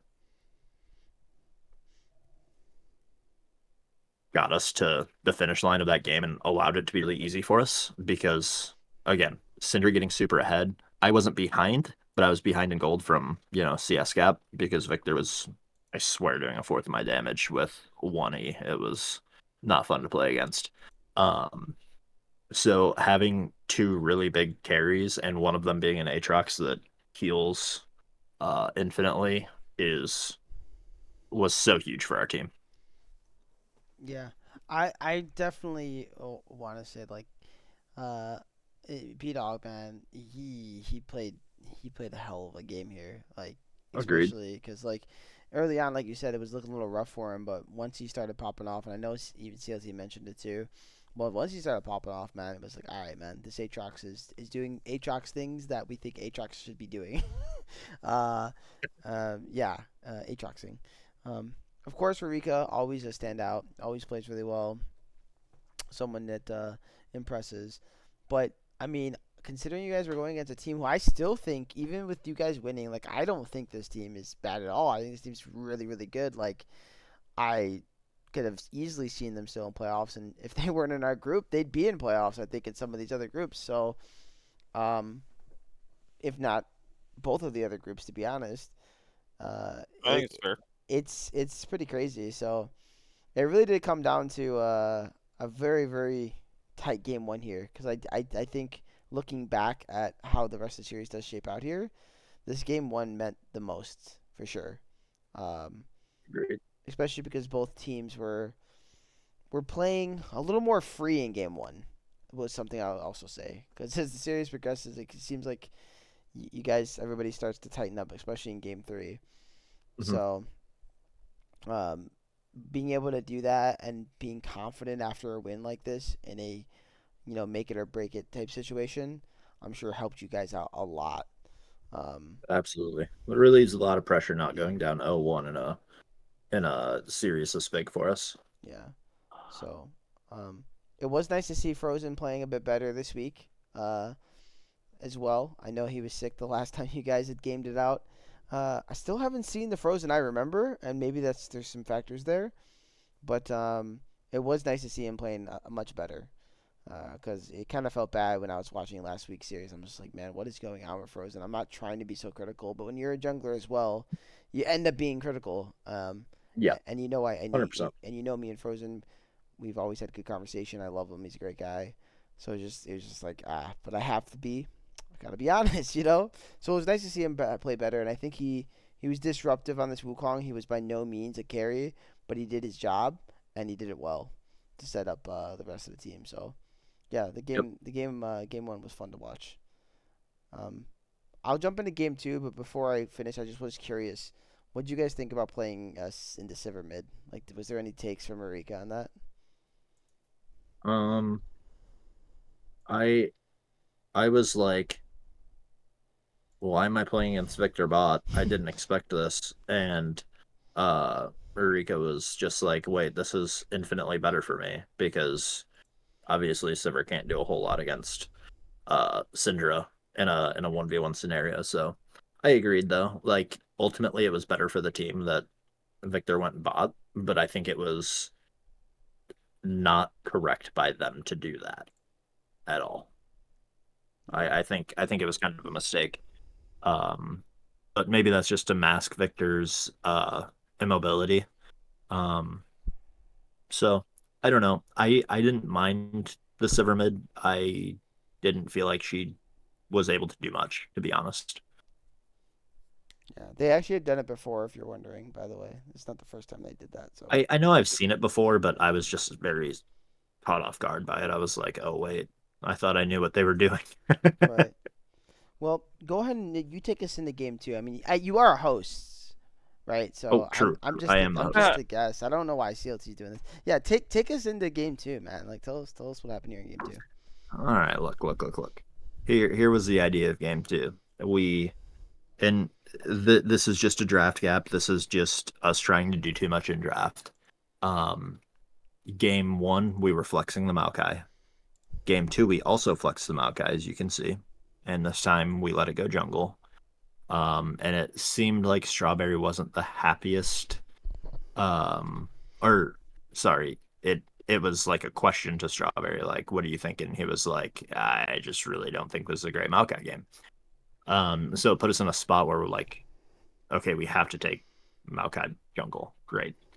Um, so we pick a strong bot lane. He picked Melio to take the Leona out of her dash. Great. Um, Rurika Rurika wanted Ziggs, and we were all super skeptical of it. We are like, "Are you sure?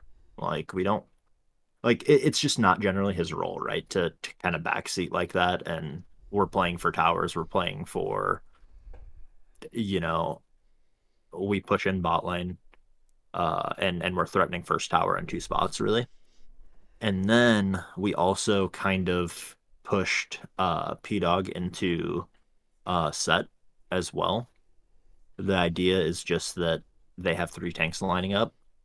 So he slams one onto one of the two carries, and Jinx becomes a non-factor. Great. He never got that angle.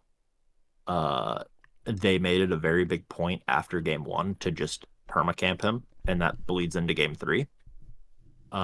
Frozen wasn't able to accomplish much as you could like. I mean, like this game just fell apart so quickly.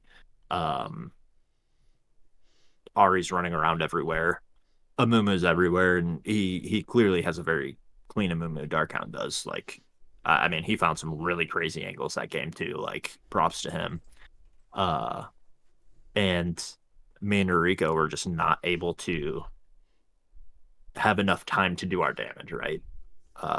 We're more. Caitlyn's not going to one shot you. Ziggs isn't going to one shot you. So, we didn't have the front line to support that, and I think it showed a lot, along with the good Amumu angles, along with Cassante being Cassante. Ari can dash around everywhere, and Leona has crazy engage. I remember playing one fight where I kind of I had a pretty good cleanse and was able to Yes, uh yes, you did. It was a good cleanse, by the way. It really was. like they were laying their CC and I waited until the last CC was on me to cleanse, flash out, whatever, and it just didn't matter. Like it was just over. Um and yeah, I mean they just played a much better game than we did, and we had an idea, but I think we were trying to do too much in draft. It makes sense. When I'm looking at the draft now, I can kind of see that too much happening. Let's cause CLT. I could have sworn you mentioned something about not liking set, or was that me just remembering wrong? No, no, no. I did bring that up. I think we talked about it in the post game Yeah, post series interview where Yeah, we did. like I thought if you were going to commit to the Melio and an Enchanter bot lane, you definitely needed like another front line because you have a really good zone control comp. Like I actually like Yep. Caitlyn with Ziggs quite a bit, but you need the front line to be able to walk into this fog of Correct. war, Yep. tank charms, tank the Darkhound engage, stuff like that.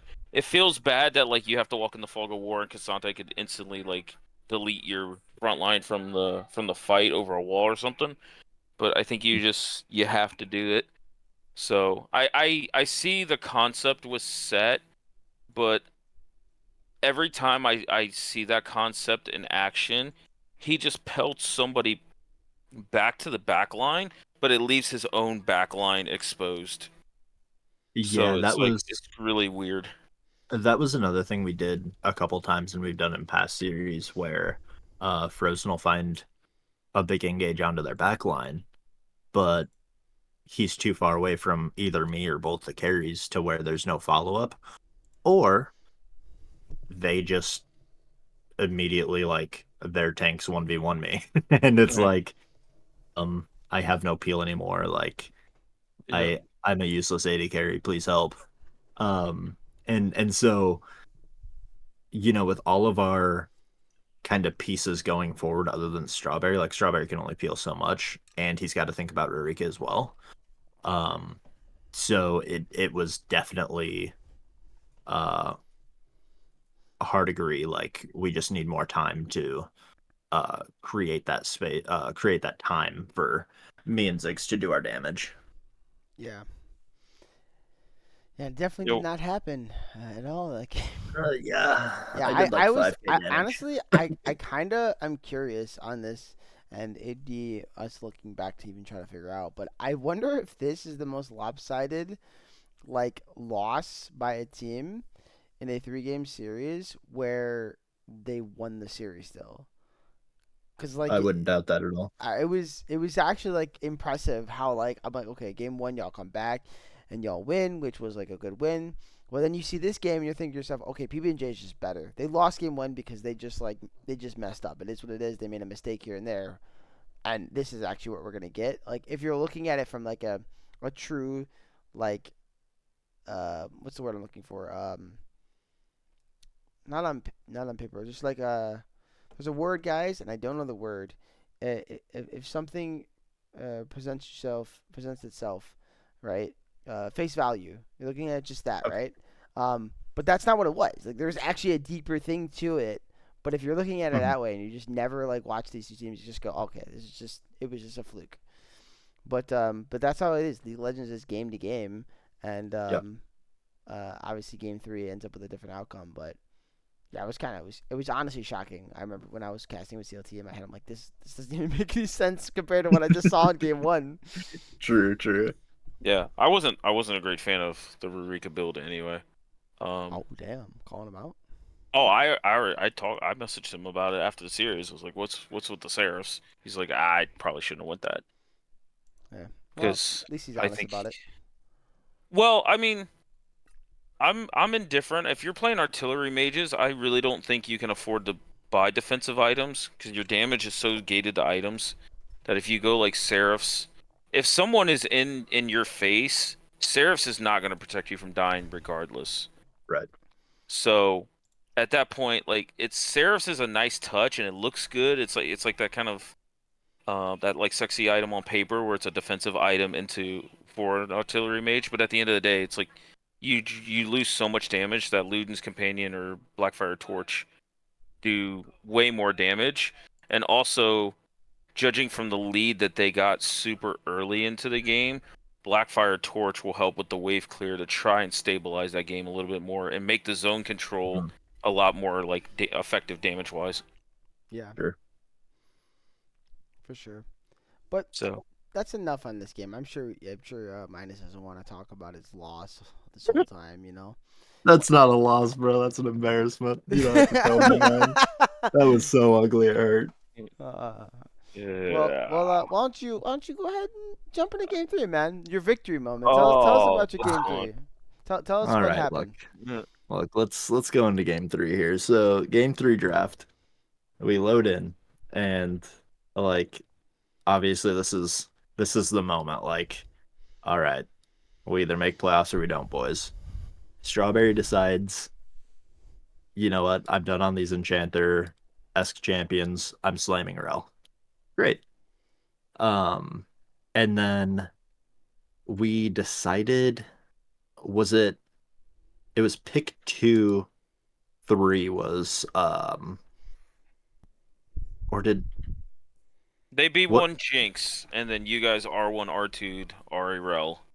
Ari Rel? Okay, so yeah, we slammed the Ari Rel, and then we also got Gwen in the first round because we didn't want Phil uh banned out and Gwen was open. I believe is that was our pick three. Yeah.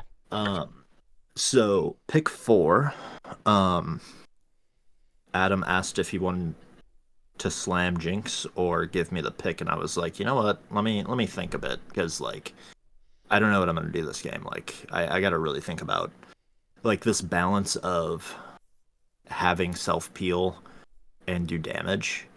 Um, I was tossing around the idea of Ezreal. I was thinking maybe Sivir. Um, and then I I literally saw a sneaky slam Brist in a solo queue game like the day before. Like I'm not even The, kidding. the And goats. and so I was like, wait, what if I just pick Tristana? I have played a lot of Tristana in the past. Um so like I know how to buff her abilities, like I know where her damage is. It's an early game threat and a late game threat. Like this is so much. Rurika knew that he needed to get away from Ziggs and do something that's going to do more damage, which is why he just slammed Ari pick 2. He didn't want to get banned out either, obviously. We knew they would ban him out if he went to pick 4. Um, and so, yeah, in game, it was, I mean, like, there was a moment where we're ahead because there's obviously the dragon fight where I get a triple kill.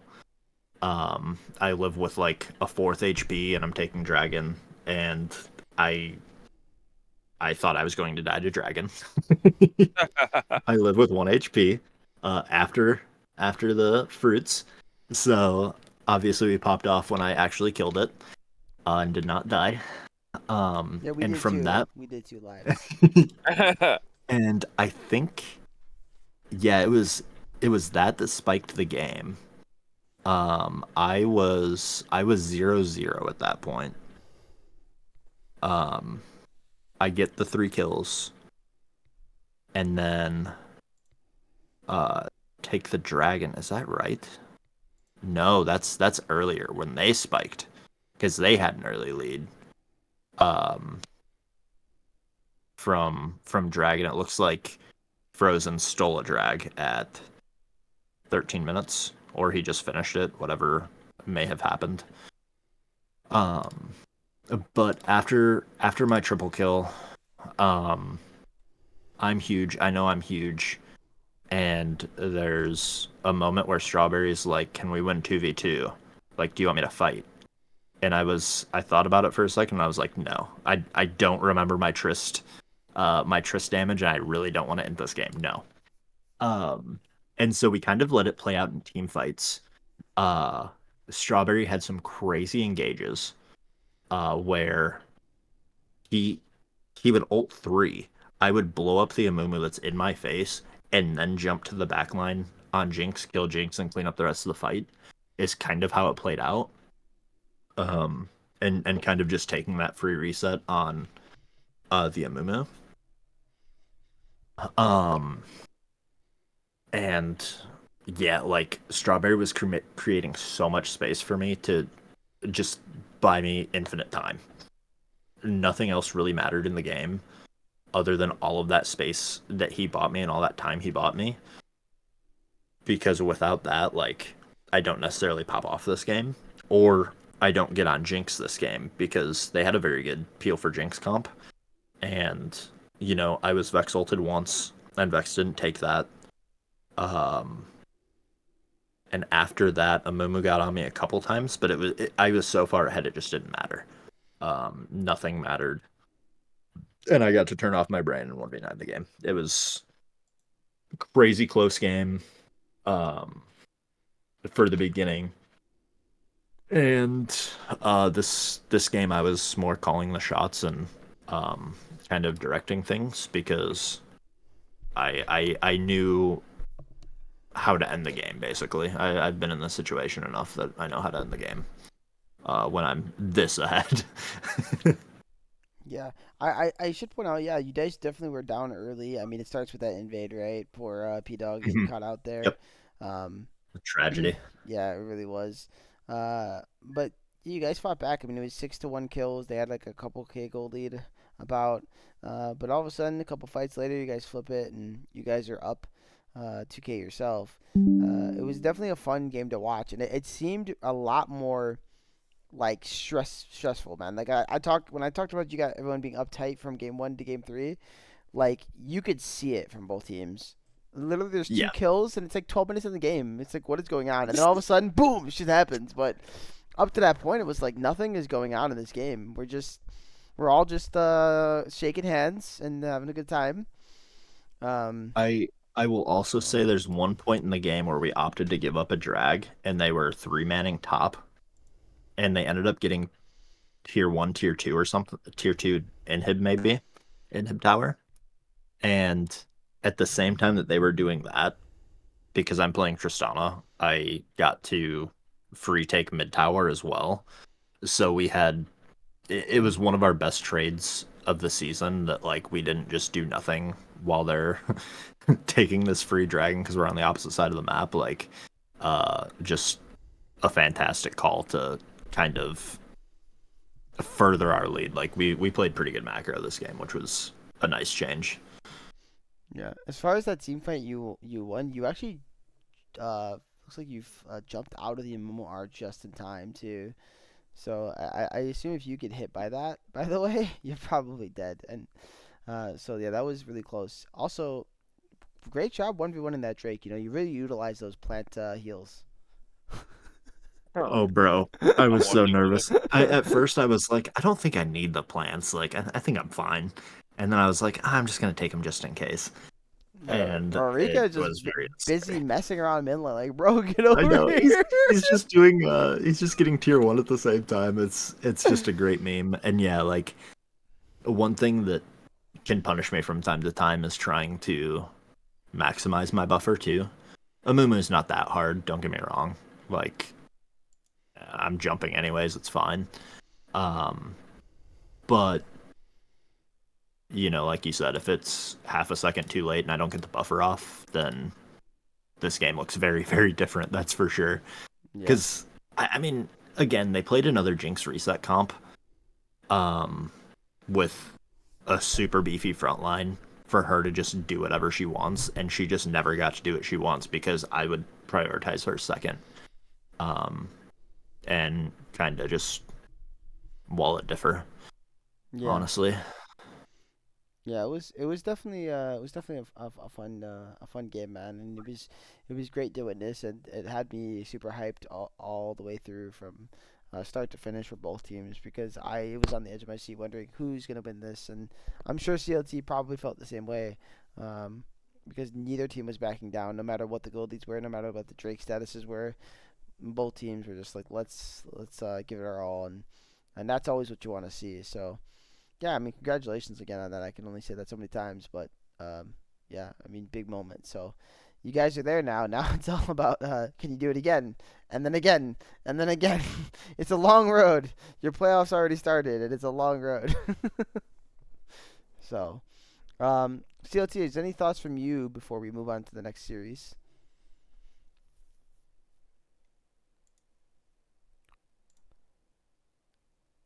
Um, hello. So, are we getting some issues in the call? Apparently. I can't believe this is happening mid recording, guys, but some weird stuff going on. Hello, Oh, guys? okay, I Okay. think we're good. Yo, Sorry, my ping just super spiked. Yeah, mine did same. too. I was like, this Okay, is mine just Okay. mid recording. I'm like, hey guys, sorry this happening mid recording. So they're gonna hear me, because I was about to like maybe just stop the like pause it. I wasn't sure if I needed to, but it worked out.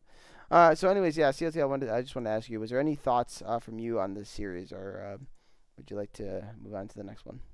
um thoughts on this series. This was a fantastic series. I think PB&J is a really, really solid team. I was fortunate enough to scrim them. I think it's like week 2, week 3. Mid laner's really good. They're just their whole team plays really, really well. So, uh, and on the other side of it, load the cannons. Again, another talented team. We've seen Rurika, we've seen Minus for a while now. We know exactly what they're capable of. Frozen Ace as well. So it was a series that I could have seen go either way, and I think both teams shined in their wins, and I think Game 3 just didn't disappoint either. Yeah, So, it was the best. It was for me like as far as game threes because it feels like a lot of times game threes end in a whimper. It might have been one of the best game threes we've had all mhm. splits. It was just perfect. It was like, all right, this is game three. It's just gonna be another blowout for some weird reason, right? Especially after what we saw in game two, and no, it wasn't. And so, It fun was series. it, it was just overall, it was really solid League of Legends, especially in that Game 3. I think Load the Cannon showed the whole league exactly how you play a Vi Ari like duo. Hmm. Because I watched that fight over again, and Frozen Rurika deleting Kipo a couple of times in these fights, and then Minus just popping off. And I just officially timed it. That was a 35-second Drake that you took. That's great. That's good. So, Very good. yeah, that was great. I appreciate you extending the game another minute for that one. Um, Anytime. but no, there was some games that were excitement level great, but I felt like looking at a quality game of League of Legends, like this was really good from both sides.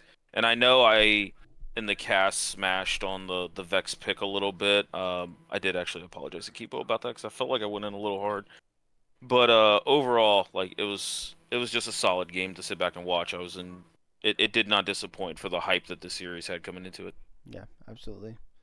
So yeah, so So again, congratulations to the Cannons, and unfortunately we did not see PB&J in playoffs, but what a great split they had, and they were a fun team to watch, a really good team.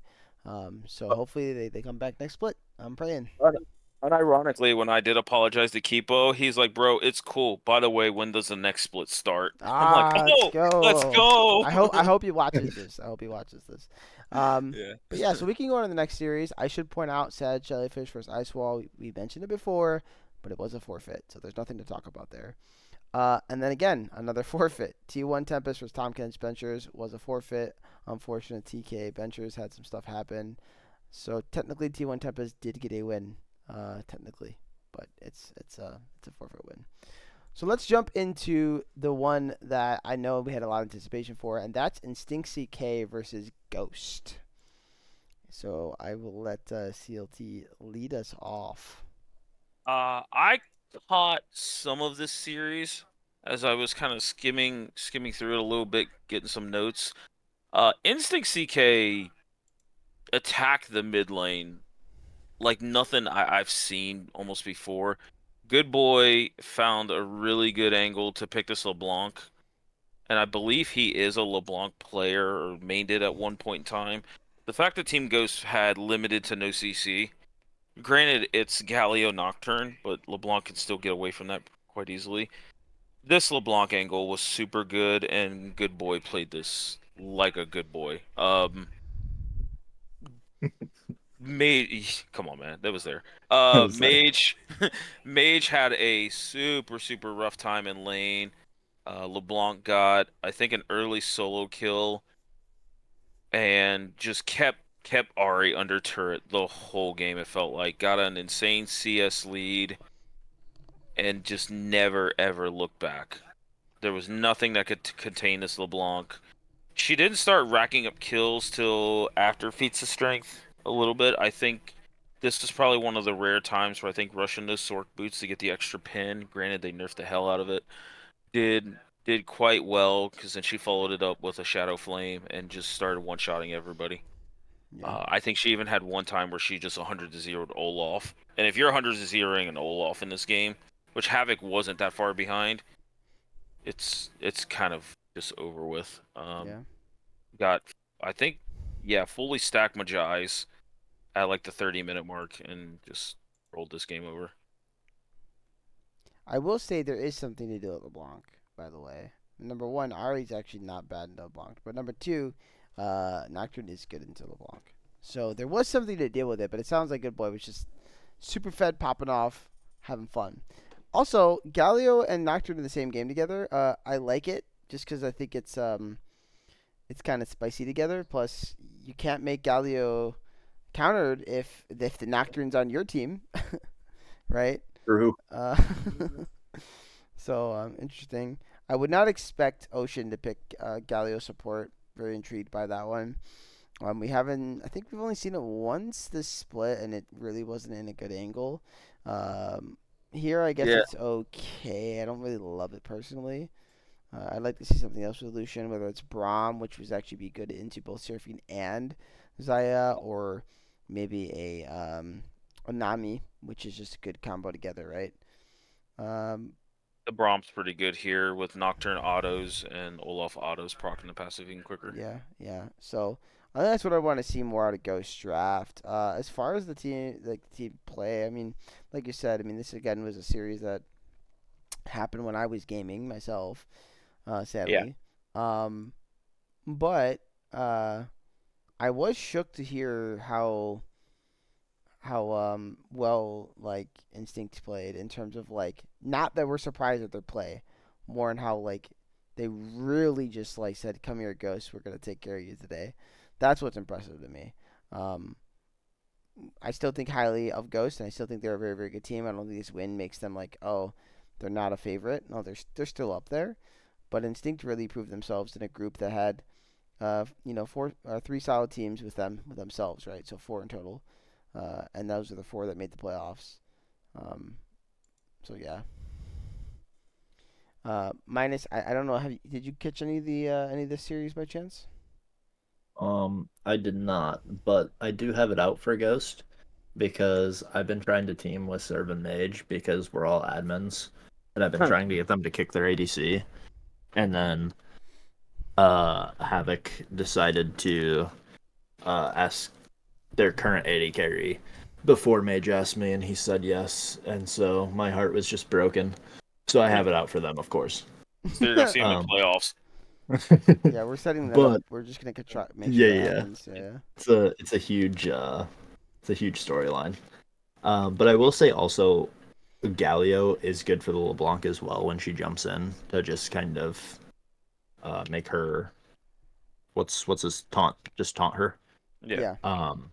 So I think they had good ideas to deal with LeBlanc, but it just ended up being a skill issue, you know. Good boy just kind of looks like he ran the game. And then the Poppy pick was absolutely massive in this draft. Holy three dashes that you can stop with that. Two of them being their carries, and one of them being a primary engage tool. Like that's pretty big. Um, and then just Seraphine to kind of top it all off. Zaya being safe, uh, just really good draft by instinct. Yeah. No, definitely a good draft, and I'm I'm never really surprised when you see these certain players that pop off. Like right, like Arctic continuing to have a good split. I mean, look like he's doing well on the Poppy again into a matchup that I don't think is great for Poppy, but I don't think it's horrible. And into a great top laner in Havoc. Um, and then we're seeing continued great play out of Good Boy. I think he's been one of the best mids this split. But yeah, being able to see a LeBlanc, which we don't see very often, right? It's not a pick people gravitate towards. I don't think the champ is at like a great spot, but if you're good at it and you know how to play at it, it's a great tool for whether it's you're playing it a little more pokish or if you're playing it as pick somebody off and assassinate them. So I actually think LeBlanc is in a solid spot. She just doesn't have the wide variety of windows that like the wave clear mages have. yeah, So, because I think you can actually use LeBlanc to attack picks like Victor and even Syndra. Is still kind of a skill checky matchup. So, indeed, yeah, I definitely can see that. But still, yeah, I mean, um, it's definitely interesting to see. Uh, I'm just curious. I'm still I don't know, man. I feel like Galio support though just wasn't the pick regardless. I feel like you just get something better there. No, I think I agree. Braum would have been a great pick here. Or Nami just to amplify. But if you want somebody a little bit beefier, Braum's a great pick there. Can we talk about Lucian too? Because I think this was the first Lucian in the split, right? Could I will go check that out. But yeah, I uh, believe it is. yeah. What are your thoughts on Lucian? Because we never see this champion minus Um, Me anymore. personally, I'm not a Lucian player. Um, he You're playing him for early game for sure. Um, you always hear that his damage falls off, but it's kind of fake because no AD carry actually has damage fall off. They just don't hit as hard, right? So kind of feels the same, I guess. Um, Honestly, like let's look at bans. I mean, I I just don't know the situation that I want a Lucian if I'm not going Lucian Nami because it's so much more oppressive, or even a Lucian Braum because that can be really oppressive too, because Braum does a lot of damage on his own. Um, I think another angle could have been like a Tom Kench, even if you just want to maximize damage but still have frontline. I hate that champion.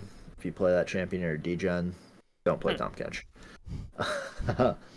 But yeah, like they're so short ranged, and it just kind of gives Seraphine so much freedom to have such a big impact, and it even gives Zaya a big impact to be able to lay your feathers down and just kind of say, okay, keep walking up, see what happens, see what happens.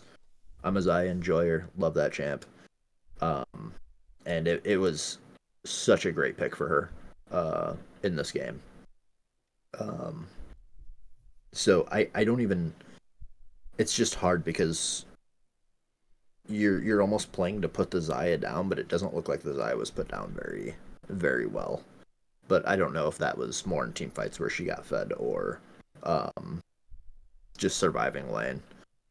Uh, but again, if you're playing to shut down the Zaya, I think you just go Braum here, and it feels a lot better, other than getting poked down by Seraphine. But support life. Yeah. Gotta love support life. But all right, we can jump here into game two. Um, and I should point out, it was still a pretty long game, 33 minutes, so it was very tightly contested. But True. game two here seems to be a little less contested by Ghost, a bit more of a stomp, um, and which that is actually really shocking. If anything, that's the most shocking thing I've seen. Just Ghost getting slammed into like this. Um, I have a lot of thoughts on this draft. yeah, I mean we can Oh, start. that We can makes. I think all of us do. Yeah, we can start with draft and then we'll get into the game a bit. So, yeah, go ahead, Minus, since you brought it up. Yeah, like this is the fucking Corky wet dream, bro. Like they're all short range. All you have to be concerned with really is Oriana. Uh Gecko did do the Samira tech where he expected an exhaust to come out, so he took cleanse because he had to. Obviously there's a couple more things he can cleanse, so it's not as one dimensional, but um good thing like cleanse is huge in lane phase. But Corky's biggest weakness is how short ranged he is. Like that cannot be understated. Like when this Corky bot came out and it was super meta bot lane a couple patches ago, um, I was playing it a ton. He does stupid amounts of damage all throughout the game. I felt like even early game I was doing crazy damage. I would always get fed in lane, but it was harder for me to close out the game because he's so short ranged, even though he's got the mobility. And if they were playing a comp like this, like you have somebody who's going to dive onto their backline. You have the Nico peel. You have Ari who's going to do her thing. Like this is such a great Corky game, and I mean, again, Samira comes out again. Samira in competitive is so much harder to play. I think that's the reason we don't see her much in pro play. Like these short range AD carries like Samira and Neela is just they're harder to pilot and they're not what a comp team needs, right? Like where where is Team Ghost sustained damage? Like they're all burst, right? Mm. So if you don't blow up their team at the beginning of the team fight, like then what? You're just sitting there waiting for cooldowns. Um, which is why, again, I think that's why pro play like doesn't see these champions is because like they're just not that great in comp. I think there was a split where I was spamming Samira and getting good at her because she is a lot of fun to play. Um, and I think I pulled it out in a rec game and did okay, but I don't. I don't even remember what was for dinner yesterday. Um, so like she can succeed, but I don't think this is the team comp she succeeds in. And especially the enemy team comp, this is not the team that she succeeds in too. Um, but for opposite reasons of the Samira earlier. This one doesn't have all this CC that you have to be afraid of. She can spell shield the or wind wall the Ari charm and the Nico snare. obviously you still have Nocturne, you still have Nico Ult, you still have Jack's Counter Strike, but it's you just don't have the follow up from your team. You don't have that sustained damage um, to kind of support it, and they don't really have a poke comp to get them low before she dashes in. Um, so yeah, like it's a very uphill game for Ghost outside of like after draft, and I think Instinct just had a fantastic draft into Ghost. As long as serve isn't massive coming out of lane phase, and you don't have to worry about that unkillable split pusher, like you're in a crazy good spot. And they even have things to deal with that with the Nocturne. Uh, so great draft from Instinct, honestly.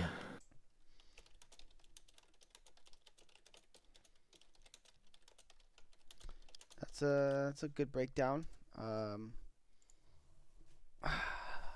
from looking at the game, it kind of starts pretty like even early. Between both teams are kind of trading back and forth. Um, Scuttlecrab here playing the new and was actually 3-1 on it early on.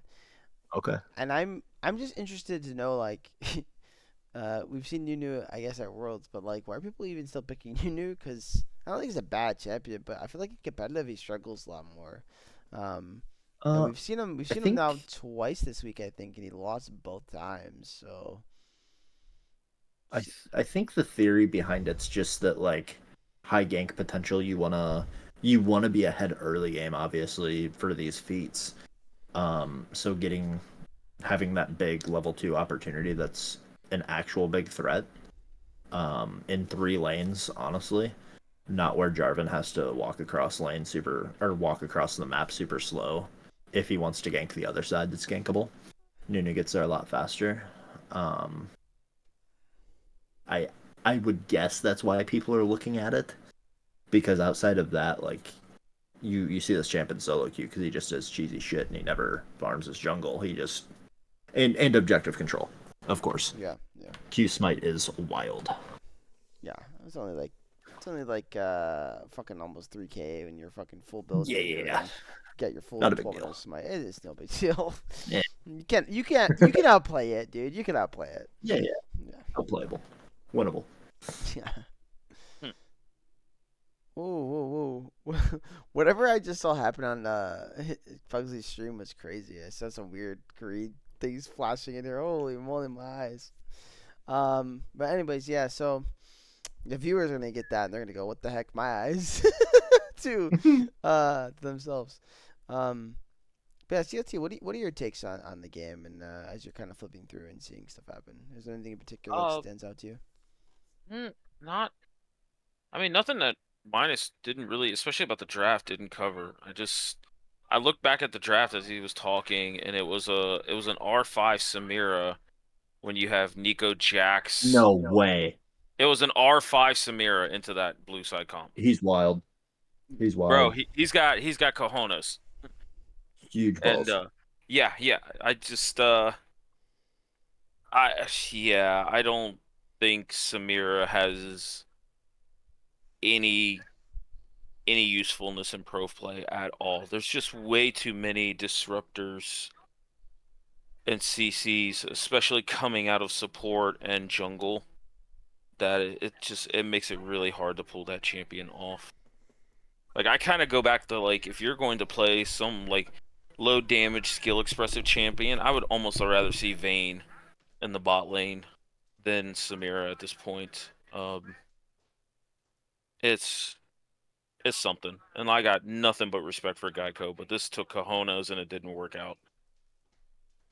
I appreciate him having the balls to slam it. I'll give him that. Yeah, yeah, for It's sure. kind of wild, but hey, props to you for saying send it. Yeah, Yeah. the classic. Can we talk about Mage? Like, is Mage just not playing the game? Because the Mage I know does not go 2-19 over 2 games. I'm not sure. I can't speak on it. Hold on, I have to look at this. Like, there's no way this guy plays the game right now. This Yeah. is not the I Mage I know. I I I don't know him as long as you guys, but I have had the fortunate, well, at the time unfortunate, of laning against Mage, and he was definitely like one of the hardest people I've ever laned into. Yeah, Him he's a and really good Andy player. back in the day.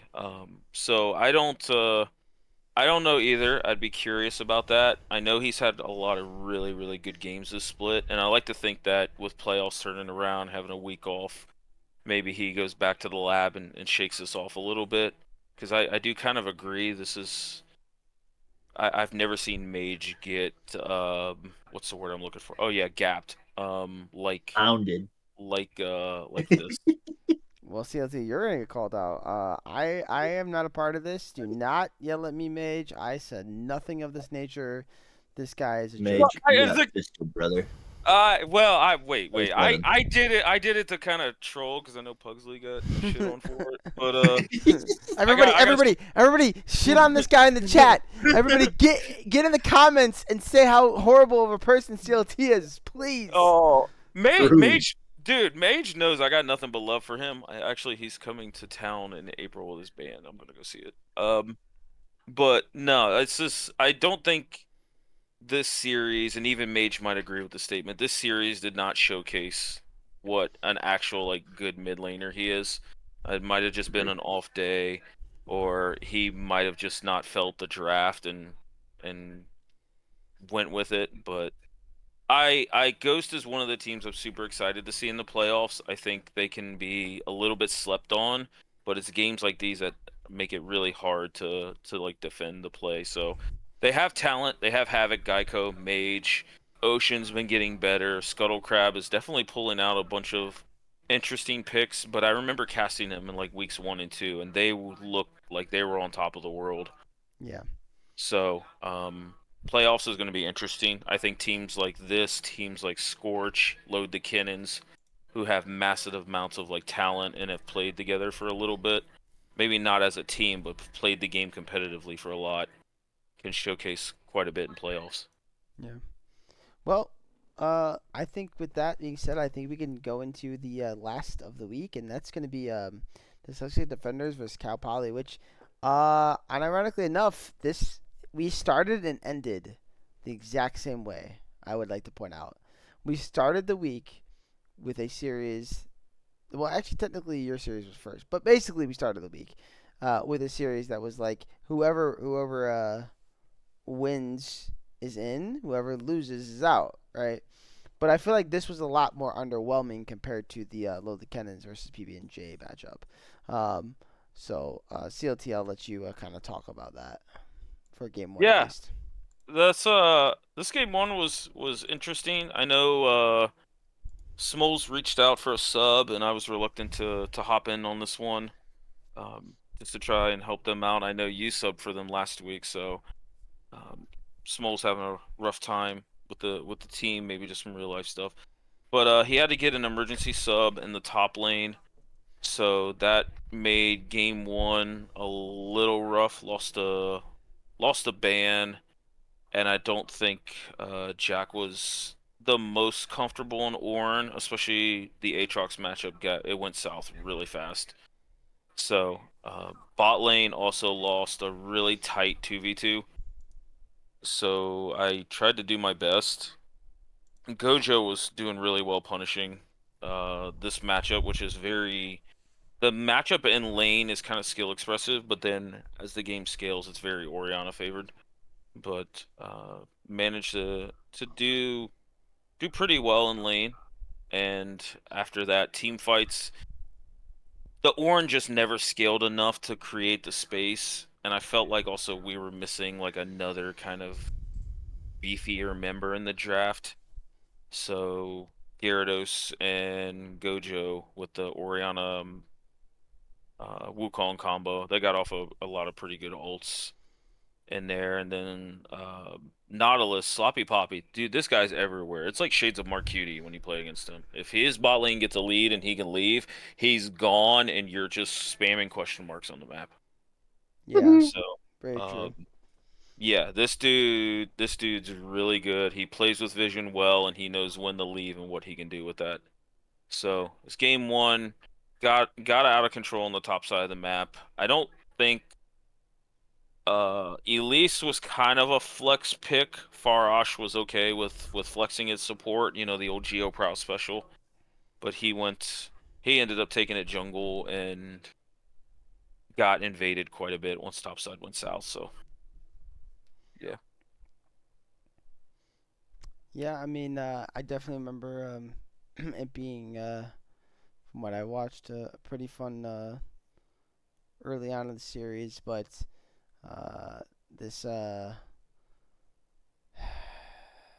you know, Varus, man, is the champion, and I think people need to play it more. It's so freaking strong. It kind of popped off this game for sure.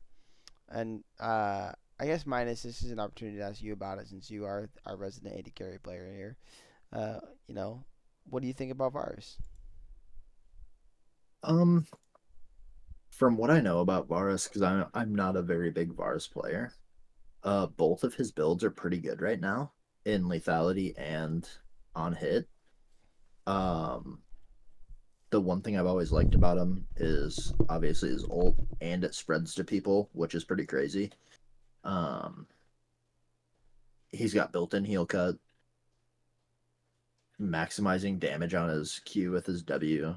I mean, I hate it personally because like what a snooze fest having to use an ability to buff another one. Gross. I just want more damage. Um, but yeah, like I think I think Varus is generally in a pretty good spot.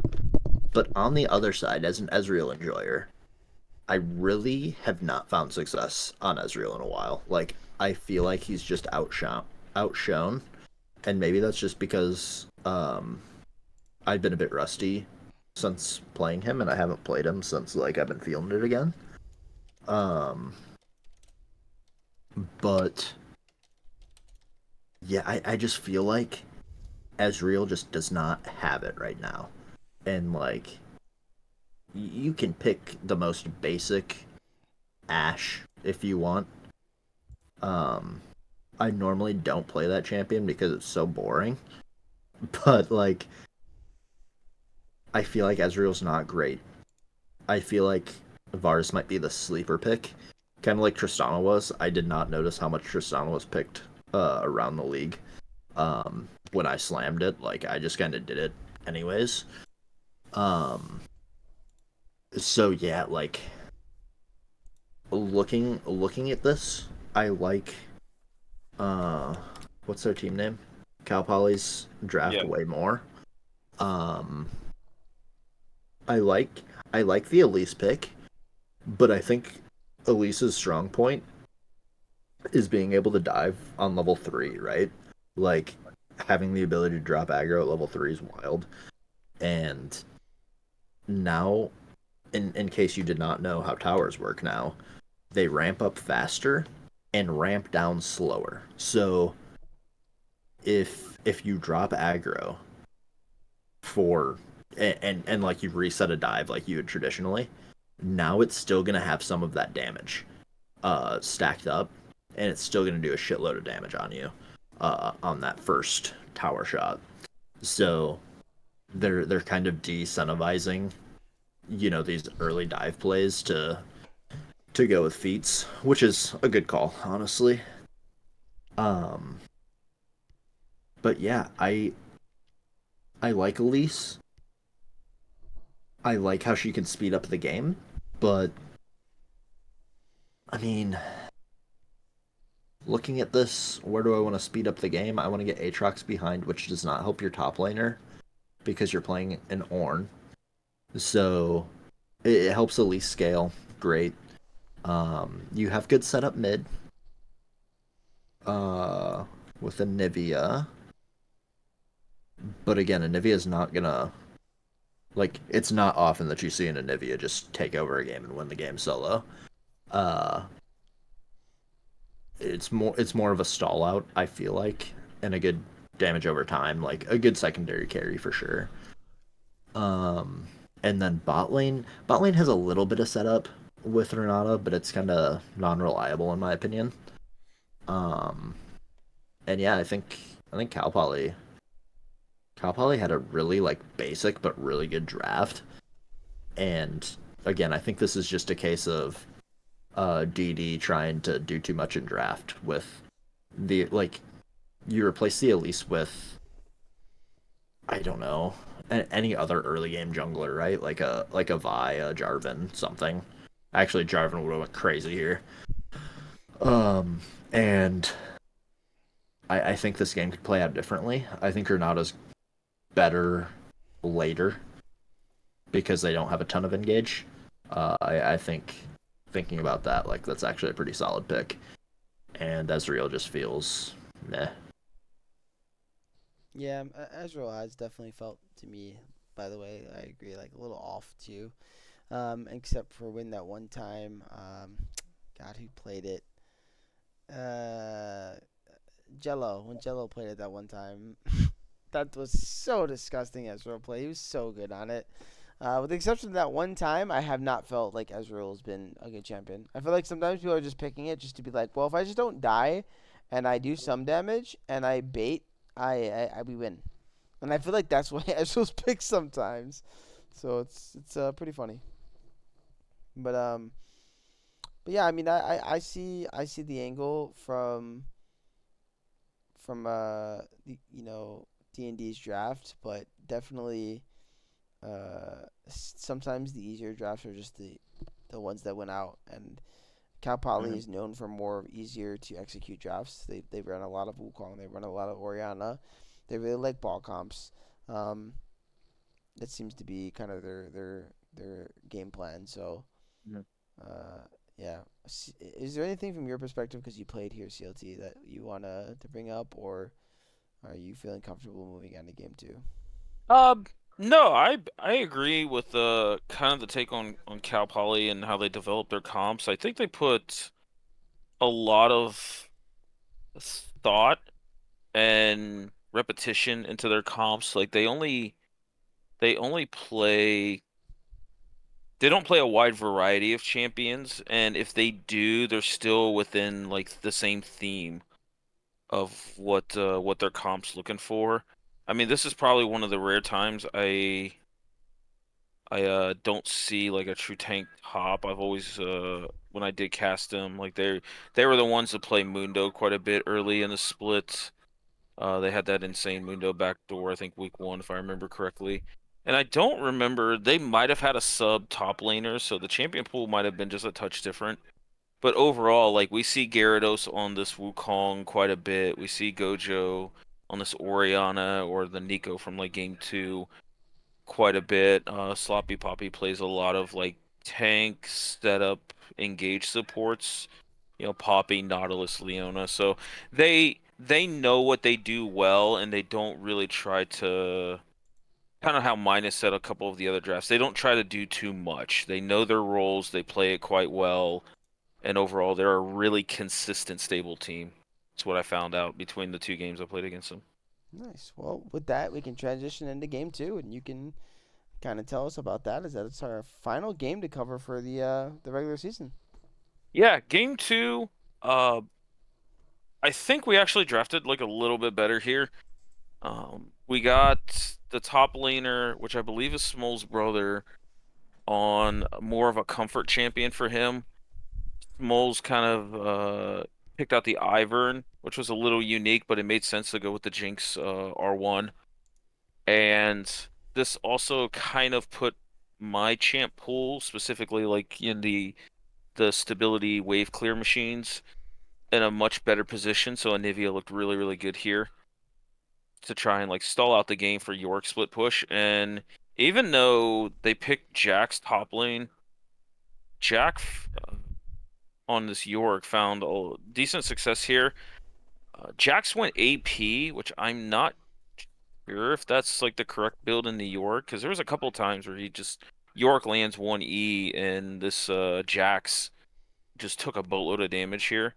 So that was kind of interesting. Not sure if just it's a preference choice or he tried to like ego it a little bit. But I felt our comp was a lot more cohesive, and we had a very clear-cut game plan of what we wanted to do. We still got a little behind in the bot lane. I think they got ganked a little bit, and overall, like Sloppy did really well with the Leona. So we ended up grinding this game out. We still ended up unfortunately dropping this game, but this was a much better showing considering, they had two subs that had not played together at all, and one of them had like a 15-minute heads up that, hey, you're playing today. So Yeah, I can get the being thrown by that. Um, yeah, I mean, I love seeing Alistar. I love that champion. I don't know, I don't really love its angle as much here, but I still love the pick. And Farash is always a guy that I've respect a lot as a support. Um, but yeah, so teach me the ways. I have to ask: is he their actual top laner then? I'm so confused. Or is he their sub for Cal Poly? I believe he's a sub. I Okay. did cast, I think, like the first 2 weeks of the Cal Poly Yeah, and I don't team, recognize the name. That's what I was but I asking. don't really recognize the name either. I'm actually gonna go back and just double check. So, I forget but sometimes. no, There's Lionel L. Johnson was their I top love laner. Mr. Johnson.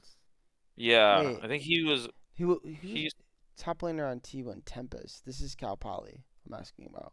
Oh, my apologies. Yeah, I I'm did like, click on. what? Whoops, my bad. Bad. You're confusing the fans. Eyeglasses. Yeah, exactly. That's. I was like, he's the Cho'Gath player, right?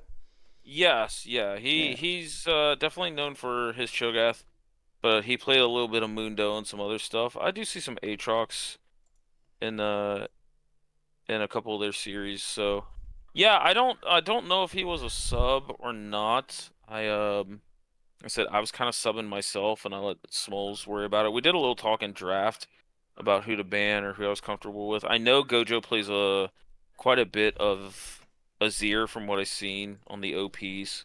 Hmm.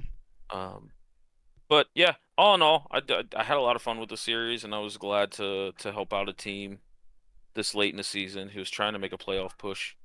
But this Yeah. Cal Poly team, like they know what to do with their comps. I mean, Gojo had a really really nice flash ult here around the like 12, 13-minute mark to solidify a team fight.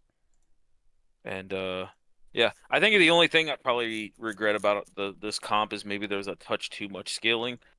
Like Anivia Jinx just don't get online quick enough to stall out the game for York. But that could also just be how far behind they were. So all Yeah. in all, like I said, had a lot of fun. Smalls was a pretty cool dude. And their bot lane was super chilled as well. So Yeah. No, they're definitely fun to play with. I had a lot of fun myself last week when we almost beat Ghost. Ugh, so close, so close. yep.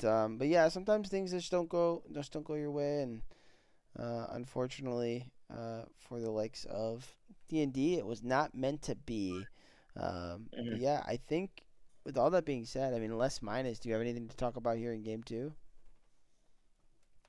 Um, I really don't have a whole lot. Um, I like the traditional Jinx more.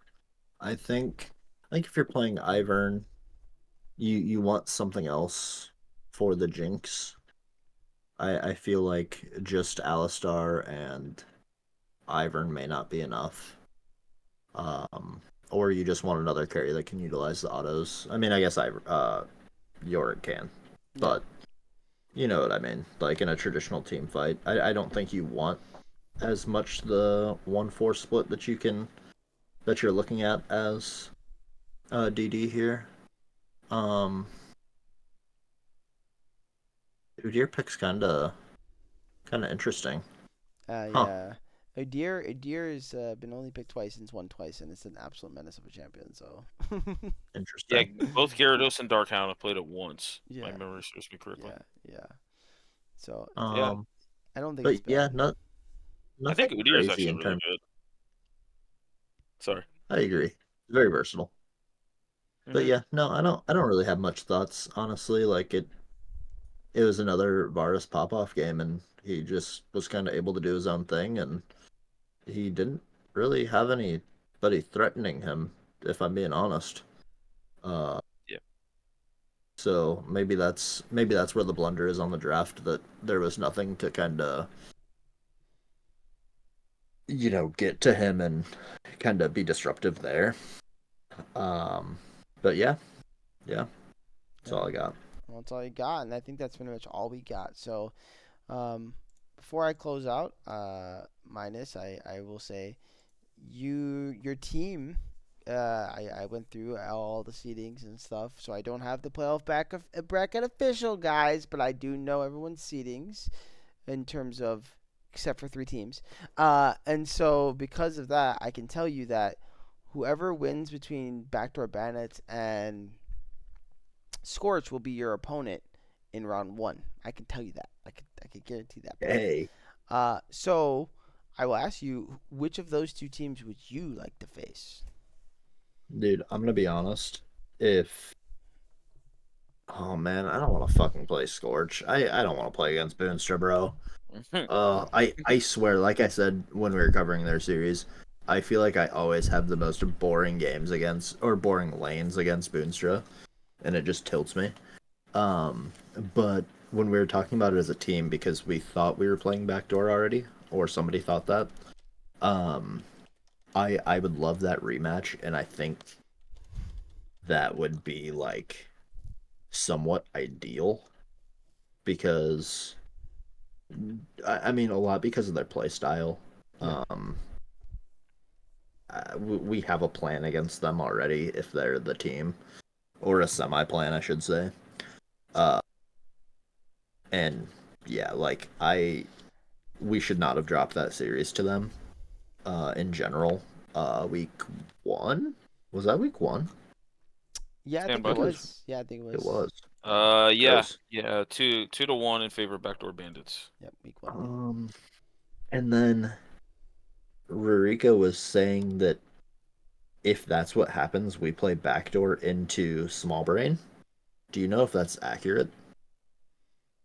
I can say that there's a good chance that might be accurate. So, Okay.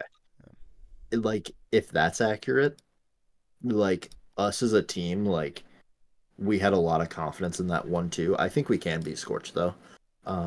They're not an on paper team that I'm like, man, I don't want to play them. Like, Ghost is a team that, like, on paper, I'm like, I really don't want to play against Ghost. Like, I don't want to see how much better Serve is now, yeah, because he's always been a pretty big menace in the top lane. Um, so yeah, I'm very comfortable into either team. I think. Um, I I think just because we've played backdoor already, though, I would be very happy getting that rematch and hopefully swapping that result up. yeah. Well, I will always say be careful what you wish for, right? So That we'll is see what true. we'll And see what it's not happens. Either which way, no matter what, it'll certainly be a fun matchup for you guys. So looking forward to that. CLT, any final closing thoughts on week five? We'll obviously have a playoff episode, so we'll have that out probably next week. But I guess a little snippet. Is there anything you're looking forward to with these playoffs coming up? I mean, I know I sent you what I that bracket probably looks like. So is there any potential things you could be looking forward to, or maybe just like teams that could potentially play each other in the future? Maybe is there anything that's kind of something on your mind? I guess for playoffs. Um, Playoffs, without getting like too deep into it, I really am curious on a lot of these third seeds because I mean you got TK Gamers, Sad Jellyfish, Team Ghost. TK Gamers having some champions from the last split. Sad Jellyfish has absolutely been a monster of a team throughout the years that they've been in this competition. They've been playing together. Don't have the greatest regular season, but I feel like that's the one team that I like highlight. If you give them a week off, they hit the go button and they actually start like putting in work. Not saying that they haven't, but they really VOD review and look at their mistakes. That's a dangerous team. And then Team Ghost coming off that kind of loss, I think that ignites a fire, and I would hate to see a pissed off Havoc and Geico in the playoffs. So that was like really the big thing. I kind of circled when I looked at these top fours as you guys were talking. It's like these third seeds are really, really strong. Yeah, And all of these third seeds could have been one seeds if they just had like a game go their way. So yeah, for sure. overall, I think this is going to be a really entertaining playoffs. I know I said that last split, but these I truly believe these are the top teams for the most part. You could argue peanut butter and jelly might be the first one out, and it's a feels bad, but all of these teams, even Cal Poly, could be threatening with their coordination and how they know how to get the most out of their comps. Yeah. So Well, I'm excited to see it. peanut butter jelly is out, by the way. I think you meant. No, I'm saying they were the first ones Oh, out, like as oh, far as being like the odd man out looking into it as oh. the Okay, I team that probably misunderstood should you. have made it. Yeah, Yeah. Um, but yeah, I think looking specifically at two teams, you mentioned Insane Banana changing their lineup. It is really nice to see Ghost Tiger back. I subbed against him last year. Really talented mid laner, and him and Flame Dog's coordination is insane. But Scorch also, if they do have Banana Source subbing in, giving him another week off to get more synchronized with the team, could be dangerous as well. yeah, But there's a yeah, lot of the stuff we can go over in the playoff. Overall, regular season, I thought was super successful. I appreciate everybody who chipped in on casting. It was an absolute effort for me and Harewick last split to get all the games and more teams, more games. It was a big challenge, but I appreciate, Boonstra, CC, Victor, War Initiate, Pugsley, Arpies, and I know there's probably a couple others I left out, but all those guys casting games has been greatly appreciated. yeah. I agree. So, but with that said, Minus, you want to close us out, man? You want to give us our closing statement? Yeah, host. Oh, wait, what's the closing statement? We'll be back next week. Uh, All Stars coming up. It's gonna be super hype. Thanks for only a third of you that voted. The rest of you are getting banned. Uh, uh, off to my co-host CLT. Any last words? uh, no, have fun in the week off. Random game modes are back, so have some fun with that. And Unless you play yeah, Tom Kench, then you can't have fun. Yeah. true, true. But All Star's gonna be fun for sure. Yeah. And to our guest, Herwick. Any last words? We can skip him. Oh Yeah, yeah, yeah. I skip just him. want to Cut say it. Cut it. thanks, Cut it. guys, for having me on the show. It's been awesome. Appreciate it. It's been a lot. So hopefully I can come back in the future. It'd be really cool experience. And I'm just I happy doubt to be it. in this league and being allowed to play. So thanks again. You're probably not coming back. All right, guys. Well, that's gonna be the episode, man. We will catch you guys in the future. I still am gonna do the power rankings and stats, but it will be out a little later because I need a couple day break.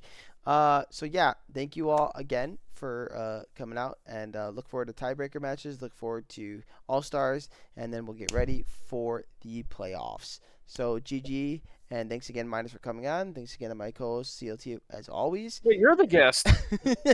Yeah, wait, and what? I'm doing power rankings this week. and yeah, we'll catch you guys soon. So have a wonderful one. GG's. Deuces.